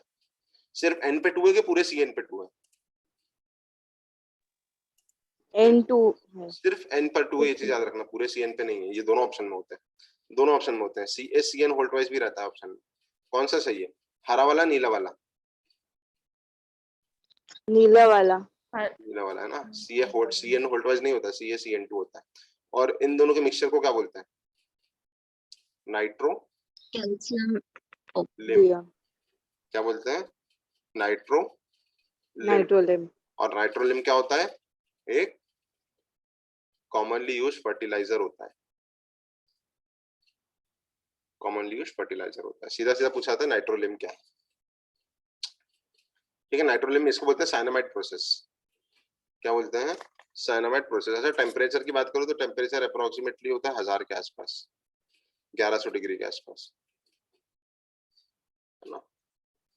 1000 के आसपास होता है सर normally। ये इसको मतलब ये CaCN2 है प्लस कार्बन है, तो इसको ऐसा नहीं लिख सकते CaCN होल ट्वाइस? नहीं लिख सकते, तभी तो खास बात है वो। पर कार्बन कैल्शियम के साथ नहीं लिख सकते, बेरियम के साथ लिख सकती है, तभी तो ये रिएक्शन इतनी इंपॉर्टेंट है। वैसे मैं रिएक्शन लिखवा रहा हूँ, लिखना मत, नहीं तो तुम्हें कंफ्यूजन होगा। बेरियम कार्बाइड की जब नाइट्रोजन के साथ रिएक्शन करते हैं ना, पता है ये थोड़ी बनता है, ये बनता है BaCN होल ट्वाइस। दे रखा है जेडीली में, दे रखा है कि कैल्शियम के साथ ये बनता है, बट बेरियम के साथ पूरा साइनाइड बनता है। बट मेरे को नहीं लगता कि तुम्हारे लिए नीट के हिसाब से नीचे वाली रिएक्शन इंपॉर्टेंट है, तो मैं इसको हटा रहा हूँ। बट अगर आ जाए तो अपन ने पढ़ी हुई है, वैसे तो लिखे रहने दो, चलो एक्स्ट्रा में। वैसे तो ऐसे आती नहीं है तुम्हारे एग्जाम में, ये एक्स्ट्रा है, ठीक है। बट कैल्शियम के साथ क्या साइनाइड बनता है कि साइनामाइड बनता है? बताओ। साइनामाइड। साइनामाइड। ये कैल्शियम के साथ वाली बहुत इंपॉर्टेंट है, कैल्शियम के साथ वाली बहुत इंपॉर्टेंट है। हम कैल्शियम कार्बाइड कैसे बनाते हैं? कैल्शियम कार्बाइड कैसे बनाते हैं? कैल्शियम ऑक्साइड में कार्बन ले लो और हीट कर दो तो कैल्शियम कार्बाइड बन जाता है ना। अब एक बच्चों वाली चीज पूछता हूँ मैं तुमसे, बच्चों वाली चीज। कैल्शियम साइनामाइड का हाइड्रोलिसिस करेंगे, इसका कैल्शियम साइनामाइड का, तो क्या बनेगा? चलो हिंट में, हेल्प में करता हूँ। Ca का तो OH होल ट्वाइस बन जाएगा, बट और क्या बनेगा? अरे ऐसे अपन ने ऑर्गेनिक में नहीं तोड़े, इनका हाइड्रोलिसिस नहीं करा ऑर्गेनिक में। वो NH3 NH3 बन जाएगी, अमोनिया बन जाएगी, yes sir. हाँ। और COH होल ट्वाइस तो बनना ही है, जो बनना है वो तो। ठीक है, तो क्या ये अमोनिया की मेथड ऑफ प्रिपरेशन बोल सकते हो कि आप साइनामाइड का हाइड्रोलिसिस? अरे साइनामाइड का हाइड्रोलाइसिस बोल सकते हो क्या अमोनिया की मॉप? हाँ बोल सकते हाँ हैं। बोल सकते हो। अरे देखो ऑर्गेनिक में अपन ने कितनी जगह कार्बन नाइट्रोजन बॉन्ड का हाइड्रोलाइसिस करा है, हर जगह तो अमोनिया बनती थी, कितनी जगह बनाई है। कार्बन नाइट्रोजन बॉन्ड को जितनी जगह हाइड्रोलाइज करो अमोनिया अमोनिया अमोनिया अमोनिया बनती जाती थी, तो वो सब भी आ सकती है यहाँ पर, है ना। तो कैल्शियम साइनामाइड की रिएक्शन थोड़ी सी इंपॉर्टेंट है दोस्त, थोड़ी सी इंपॉर्टेंट। क्लियर? तो यहाँ पर अपन ने नाइट्रोजन की बातें सारी कर ली है, नाइट्रोजन और उसके परिवार की बातें अपन ने सारी कर ली हैं। ऑक्साइड्स की बात कर ली, HNO3 की कर ली, अमोनिया की बात कर ली, डायनाइट्रोजन की कर ली। और मैं फिर से बोल रहा हूँ कि अगर पी ब्लॉक में सबसे ज्यादा उम्मीद अगर है क्वेश्चन आने की, तो वो कहाँ से आएगा? नाइट्रोजन फैमिली में सबसे ज्यादा उम्मीद अगर कोई है, क्योंकि इसमें कंटेंट सबसे ज्यादा है। ऐसे आता तो बोरॉन से भी क्वेश्चन है, बट बोरॉन से क्वेश्चन आता है तो बोरॉन में क्या 4-5 चीजें दे रखी है उन्होंने छोटी छोटी सी एनसीईआरटी में, वो सिंपल पड़ता है। बट नाइट्रोजन फैमिली में कंटेंट अच्छा खासा है पूछने के लिए। ठीक है, तो नाइट्रोजन फैमिली को खत्म करने के लिए एक महा इंपॉर्टेंट रिएक्शन लिखवा दूं इसको खत्म करने के पहले, महा इंपॉर्टेंट, एक्स्ट्रा में लिखाऊंगा मैं इसको, है ना। नाइट्रोजन फैमिली में आखिरी चीज है brown ring test. Brown ring complex तो सुना हुआ है? हाँ सर सुना है वहां पे। Yes sir, iron plus Combination 1 में रहता है। ठीक है, बट ब्राउन रिंग कॉम्प्लेक्स बनता कैसे? सबसे इंपॉर्टेंट चीज है ब्राउन रिंग टेस्ट। अगर तुम स्कूल गए होंगे कभी, कभी स्कूल गए हो, कभी मतलब 11th में या 12th में, test for nitrate and nitrite.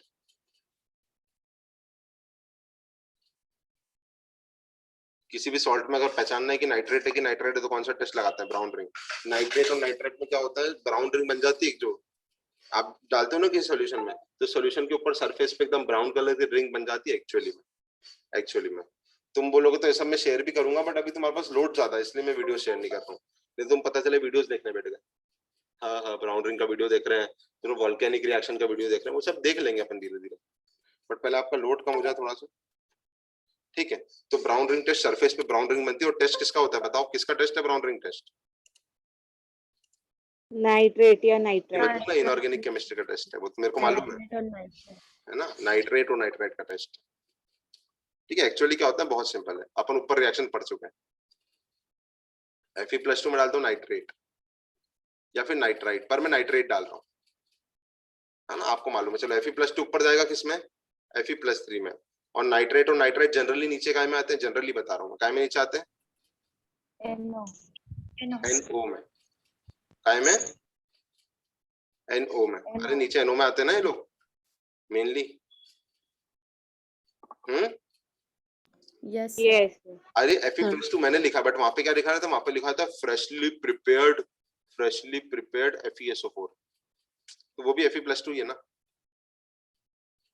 हाँ फ्रेशली प्रिपेयर्ड FeSO4। फ्रेशली क्यों? ताकि वो ऑक्सीडाइज पहले से ना हुआ हो।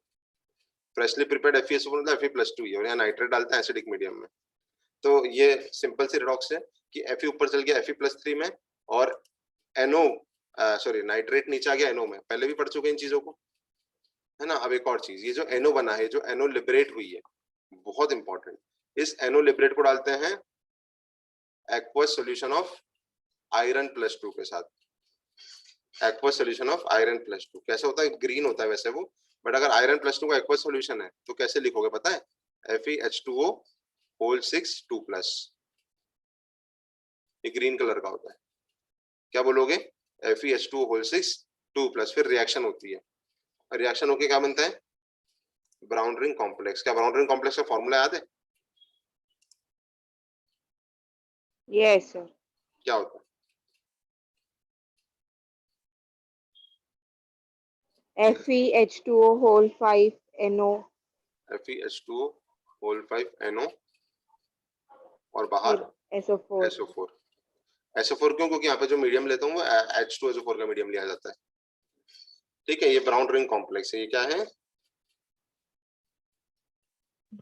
ब्राउन रिंग कॉम्प्लेक्स, और ऐसे ब्राउन रिंग बन जाती है। बहुत इंपॉर्टेंट है, sodium nitrochloride brown ring complex. जो टेस्ट होते हैं नेस्लर रिएजेंट टेस्ट, या जितने भी टेस्ट है उन सबके आने की प्रोबेबिलिटी बहुत होती है, बहुत ज्यादा। फिर से बोलो, brown ring complex FeH2O5 NO NO और SO4 SO4। इसके बारे में क्या खास है? एकमात्र ऐसा कंपाउंड आयरन का +1 आयरन +1 ऑक्सीडेशन आयरन +1 में और NO की भी ऑक्सीडेशन, NO न्यूट्रल है कि +1 है? +1 में यहाँ पर NO भी +1 होता है। NO+1 का एकमात्र नहीं है, NO+1 तो ब्राउन रिंग कॉम्प्लेक्स में भी NO+1 होता है, सोडियम नाइट्रोक्लोराइड में भी NO+1 होता है, दूसरी चीजों में भी NO+1 होता है, बट Fe+1 तो सिर्फ एक जगह होता है। कहाँ पर? ब्राउन रिंग कॉम्प्लेक्स में। ठीक है, तो देखना Fe+1 है यहाँ पर, NO भी +1 है, तो +1 +1 +2 और ये -2 और ये तो न्यूट्रल है। तो ब्राउन रिंग कॉम्प्लेक्स भैया नाइट्रोजन फैमिली में भी आता है, बहुत इंपॉर्टेंट है यार। तुम समझ रहे हो नाइट्रोजन फैमिली में कितनी चीजें इनके पास पूछने को, बहुत चीजें। अब मैं क्या करूंगा, आज ऐसा करता हूँ, मैं तुमको फिर जेईई मेंस के प्रीवियस ईयर के स्क्रीनशॉट भेज देता हूँ ना, क्योंकि क्वेश्चन अभी अपन ने ज्यादा कहाँ करे इनके यार, कम ही करें, बहुत बहुत कम। यस तो जेईई मेंस के नाइट्रोजन फैमिली के जितने भी क्वेश्चन आए मैं स्क्रीनशॉट देता हूँ तुमको, फिर कॉन्फिडेंस बिल्डअप होगा। कॉपी लॉजिकली कॉपी रटो और फिर वो क्वेश्चन करना है कल तक। ठीक है, तो नाइट्रोजन फैमिली खत्म नहीं हुई है, नाइट्रोजन खत्म हुआ है भैया, नाइट्रोजन खत्म हुआ है और अपन चीजों को यूटिलाइज करेंगे, बिल्कुल आगे की चीज भी आज ही पढ़ेंगे। क्या नाइट्रोजन समझ आ गया?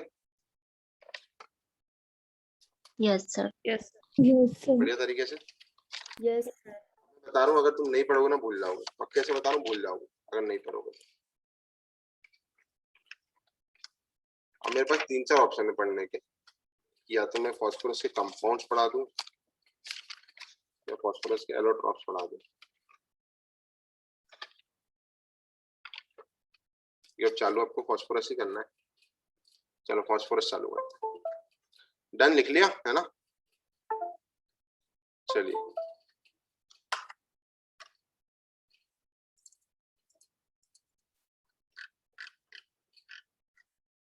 अब आते हैं, नाइट्रोजन फैमिली चल रहा है भैया अभी, now second topic.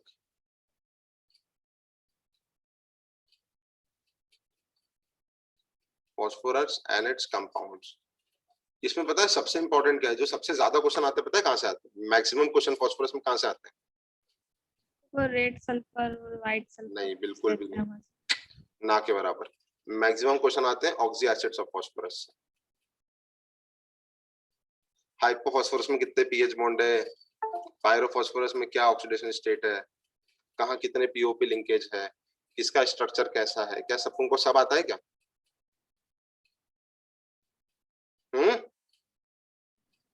Yes oxy acid phosphorus में जो सबसे फास्फोरस में जो सबसे ज्यादा क्वेश्चन आते हैं वो अपन ऑलरेडी पढ़ चुके हैं।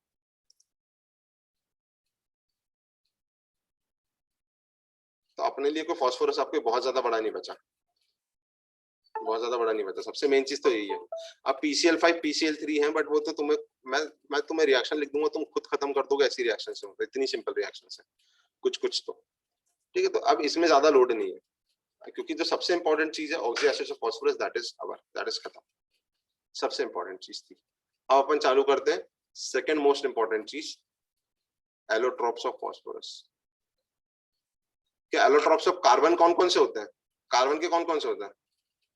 वो ग्रेफाइट, डायमंड, फुलरीन्स, हाँ फुलरीन्स, बकमिंस्टर फुलरीन्स हैं, और दूसरे भी होते हैं ऐसे, तो दूसरी कोयला वोयला ये सब, सॉरी लैम्प ब्लैक, बट ये 3 मेन होते हैं। कार्बन फैमिली में पढ़े हुए अपन ने, रिवीजन करा था कि तुमने बोरॉन कार्बन का कर लिया। बोरॉन कार्बन का रिवीजन करा होगा तभी संडे टेस्ट के क्वेश्चन बने होंगे, वो नहीं तो बनते ही नहीं तुमसे। यस रिवीजन नहीं करा होता तो नहीं बनते वो क्वेश्चंस, अच्छे क्वेश्चंस थे।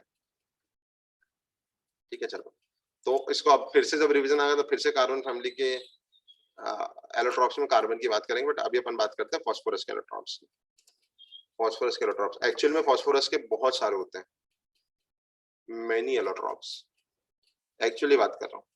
रेड भी होता है, ब्लैक भी होता है, व्हाइट भी होता है, येलो भी होता है, वॉयलेट भी होता है ना। इसके 7-8 एलोट्रॉप्स हैं, बट आपको 3 की बात करनी है। 3 में भी मेनली बात किसकी करनी है? 2 की सिर्फ। कौन कौन सा? व्हाइट फास्फोरस और रेड फास्फोरस। रेड फास्फोरस आपको मेनली इन दोनों की बात करनी है। ब्लैक फास्फोरस के बारे में तो सिर्फ 1 लाइन पढ़नी है, मतलब 2-3 लाइन पढ़नी है। वहां पे फास्फोरस, आपको मेनली जितनी भी आपकी कहानी रखनी है इन दोनों के इर्द गिर्द रखनी है, डिफरेंस पूछे जाते हैं इनके डिफरेंसेस, क्या इनकी खास बात है, क्या इनमें खास नहीं है, सब कुछ पूछा जाता है ना।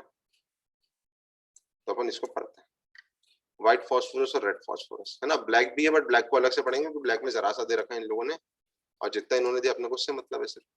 अब तुम ये मत बोलना सर व्हाइट है तो व्हाइट कलर से लिखो, है ना, ऐसी बातें नहीं। व्हाइट फॉस्फोरस कैसा होता है, व्हाइट फॉस्फोरस मतलब P4। P4 कैसा होता है दोस्तों, P P P P P P P P P P, और P के कितने, एक एक बॉन्ड, दो दो बॉन्ड बन गए, ये तीन तीन बॉन्ड बन गए। P के कितने बॉन्ड बन गए, तीन तीन बॉन्ड। तो यहाँ पे क्या एक एक लोन पर रह गए क्योंकि 5 होते हैं ना, ठीक है। चलो, और ये बॉन्ड एंगल कितना है, बॉन्ड एंगल बहुत 60 के करीब है। ये वाला जो एंगल है ना POP, ये नियरली कितना है, नियरली 60 डिग्री।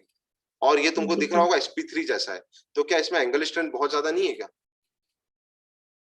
अरे क्या बहुत ज्यादा एंगल स्ट्रेंथ दिख रही है तुमको? वेरी हाई एंगल स्ट्रेंथ तुमको तो दिख ही नहीं रही, मेरे को तो दिख रही है कि जब एंगल PPP का एंगल 60 के आसपास है, और होना कितना चाहिए था, 109 के आसपास होना चाहिए था। sp3 है ना, 1 2 3 4, तो एंगल स्ट्रेंथ बहुत ज्यादा नहीं है क्या? Very high angle strain. तो क्या होगा, unstable, stable, very high angle strain, unstable, unstable. और फिर क्या बोलेंगे, हाईली रिएक्टिव। क्या है, अनस्टेबल एवं हाईली रिएक्टिव।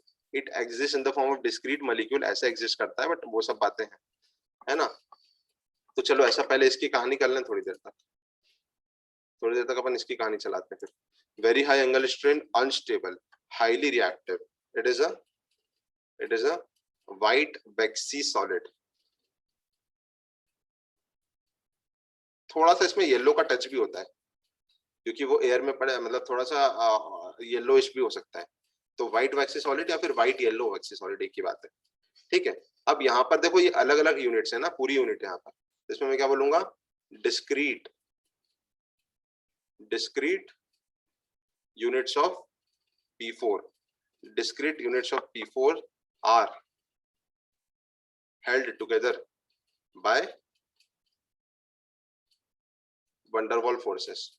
जैसे एक पूरी यूनिट बता दी मैंने P4 की, ये पूरी यूनिट है, अरे ये पूरी यूनिट है ना P4 की, ऐसे यहाँ पे एक P4 की यूनिट हो सकती थी, यहाँ पे P4 की यूनिट हो सकती थी।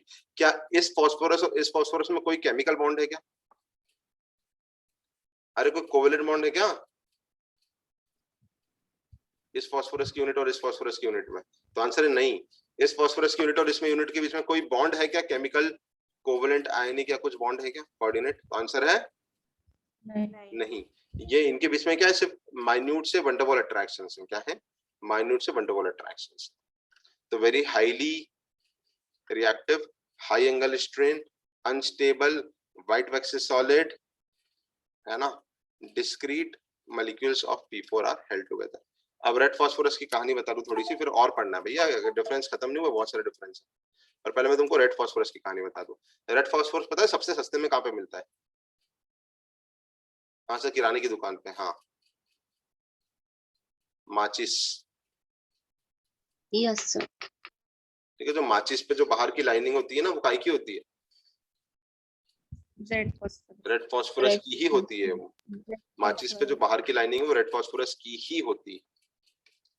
अब ये कैसा होता है, इसमें एक खास बात है, ये इसमें डिस्क्रीट मॉलिक्यूल्स नहीं, मतलब ये होता तो ऐसे ही P4, ठीक है, बट यहाँ पर इस P और इस P के बीच में बॉन्ड नहीं है। क्यों नहीं है? उनकी इच्छा भाई।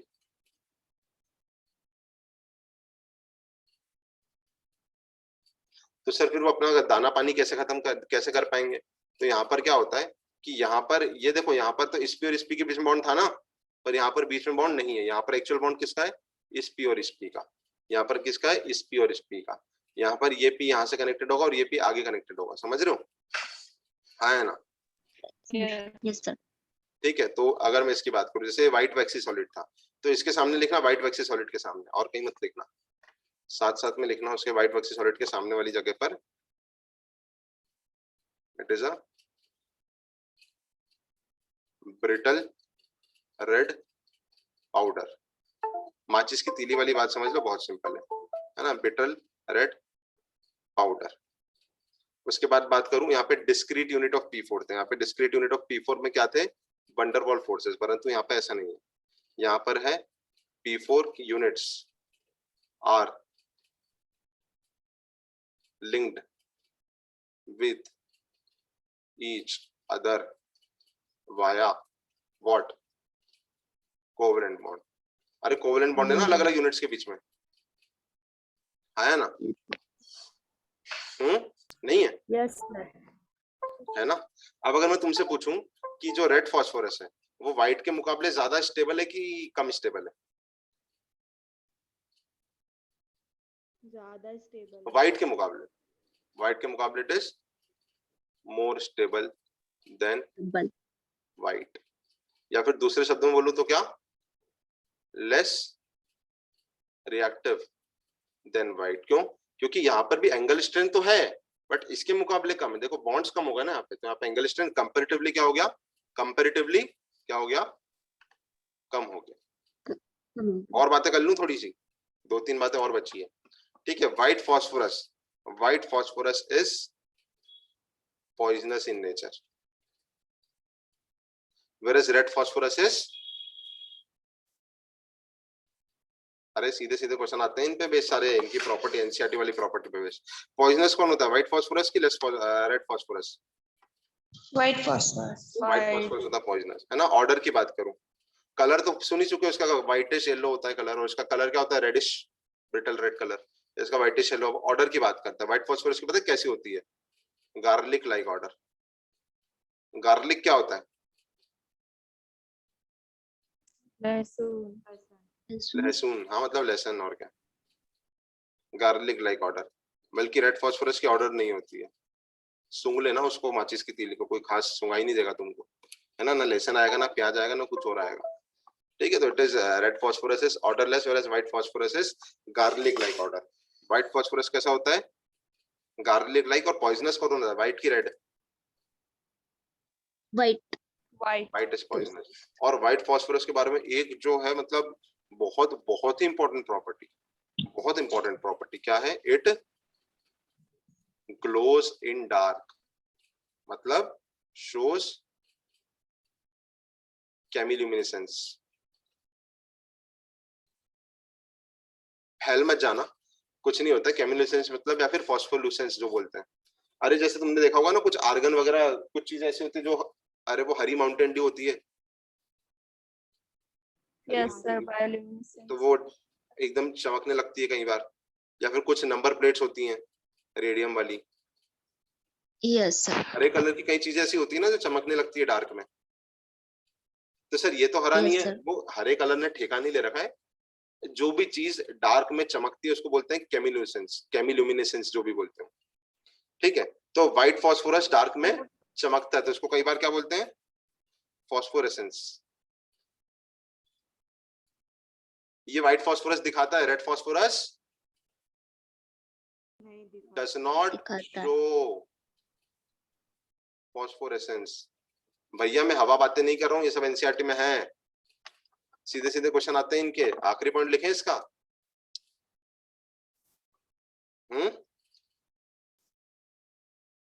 Yes sir. insoluble in water but soluble in organic solvents like CH2 या फिर other organic solvents। और इसकी बात करें तो ये भी क्या है, insoluble in water as well as insoluble in organic solvent like CH2। Sir बहुत सारा रटना है, मैं बहुत लॉजिकली रटा रहा हूँ तुमको। देखो रेड फास्फोरस की ऑर्डर होती है क्या, स्मेल, माचिस की तीली की नहीं होती है, व्हाइट वाली की गार्लिक लाइक होती है ना। रेड फास्फोरस में क्या होते हैं, डिस्क्रीट P4 के बीच में क्या कोवेलेंट बॉन्ड होता है कि नहीं होता है, रेड में होता है, परंतु व्हाइट में अलग अलग P4 यूनिट में कोवेलेंट बॉन्ड नहीं होता है। ज्यादा रिएक्टिव कौन होता है, व्हाइट की रेड? व्हाइट वाला। पॉइजनस कौन होता है, व्हाइट की रेड? व्हाइट। व्हाइट। अबे रेड वाला पॉइजनस होता, माचिस की तीली में यूज थोड़ी करते उसको। पता चला माचिस कर रहा हूँ, तीली करते करते ऊपर अबे निपट जाते। तो कौन चमकता है, व्हाइट वाला रेड वाला? कभी White तुमने घर वाला। में अंधेरे में रखना माचिस की तीली को, कभी चमकेगी नहीं वो, वैसी की वैसी रहेगी वो, है ना। और ये आखिरी पॉइंट देखो, इनसॉल्युबल इन वाटर क्यों? मेरे को बताओ, फास्फोरस ने पानी के साथ रिएक्शन करी थी क्या? पानी की मैंने फ्लोरीन, क्लोरीन, ब्रोमीन के साथ रिएक्शन करी थी, फास्फोरस और सल्फर की हुई थी क्या Yes, रिएक्शन sir. पानी की? हुई थी। अबे रिएक्शन विद वाटर में फास्फोरस ने नहीं करी थी पानी के साथ, सर P4 की कर P4 ने करी थी पानी के साथ? करी थी नहीं करी थी, जल्दी बोलो। अरे पानी के साथ P4 ने करी थी नहीं करी थी रिएक्शन? पलटा लो है तो पेज। करी थी। करी थी? नहीं करी थी। नहीं करी थी। NaOH के साथ करी थी भैया, पानी के साथ नहीं करी थी के फास्फोरस साथ सल्फर करी ने। थी, पानी के साथ तो नहीं पानी के करी। साथ पानी के साथ सॉल्युबल होगा क्या रेड और व्हाइट कोई भी? नहीं। No, नहीं। sir. CH2 ऑर्गेनिक सॉल्वेंट में कौन सॉल्युबल होगा, ये वाला कि ये वाला? देखो सीधी सी बात है, ऑर्गेनिक सॉल्वेंट में अगर तुम्हें बॉन्ड तोड़ना है तो ये कोवेलेंट बॉन्ड तोड़ने में मेहनत ज्यादा लगेगी, परंतु वंडर वाल फोर्सेस में मेहनत नहीं लगी। कम लगेगी। तो सॉल्युबल कौन कौन टूट जाएगा उसमें? व्हाइट की red? White. White White. Organic solvent में सॉल्युबल कौन है, व्हाइट की रेड? White. और पानी में सॉल्युबल कौन है? व्हाइट, रेड, दोनों नहीं, रेड। अरे पानी में कोई भी सॉल्युबल नहीं है। Yes sir. ठीक है, तो ये बहुत इंपॉर्टेंट है, पूरा रट लेना इसको। मैं तुमको जेईई मेंस के प्रीवियस ईयर भेजता हूँ आज फिर, और सारे क्वेश्चन कल तक कर लेना, जल्दी जल्दी हो जाते हैं, बस कॉपी याद होना चाहिए। ठीक है दोस्तों,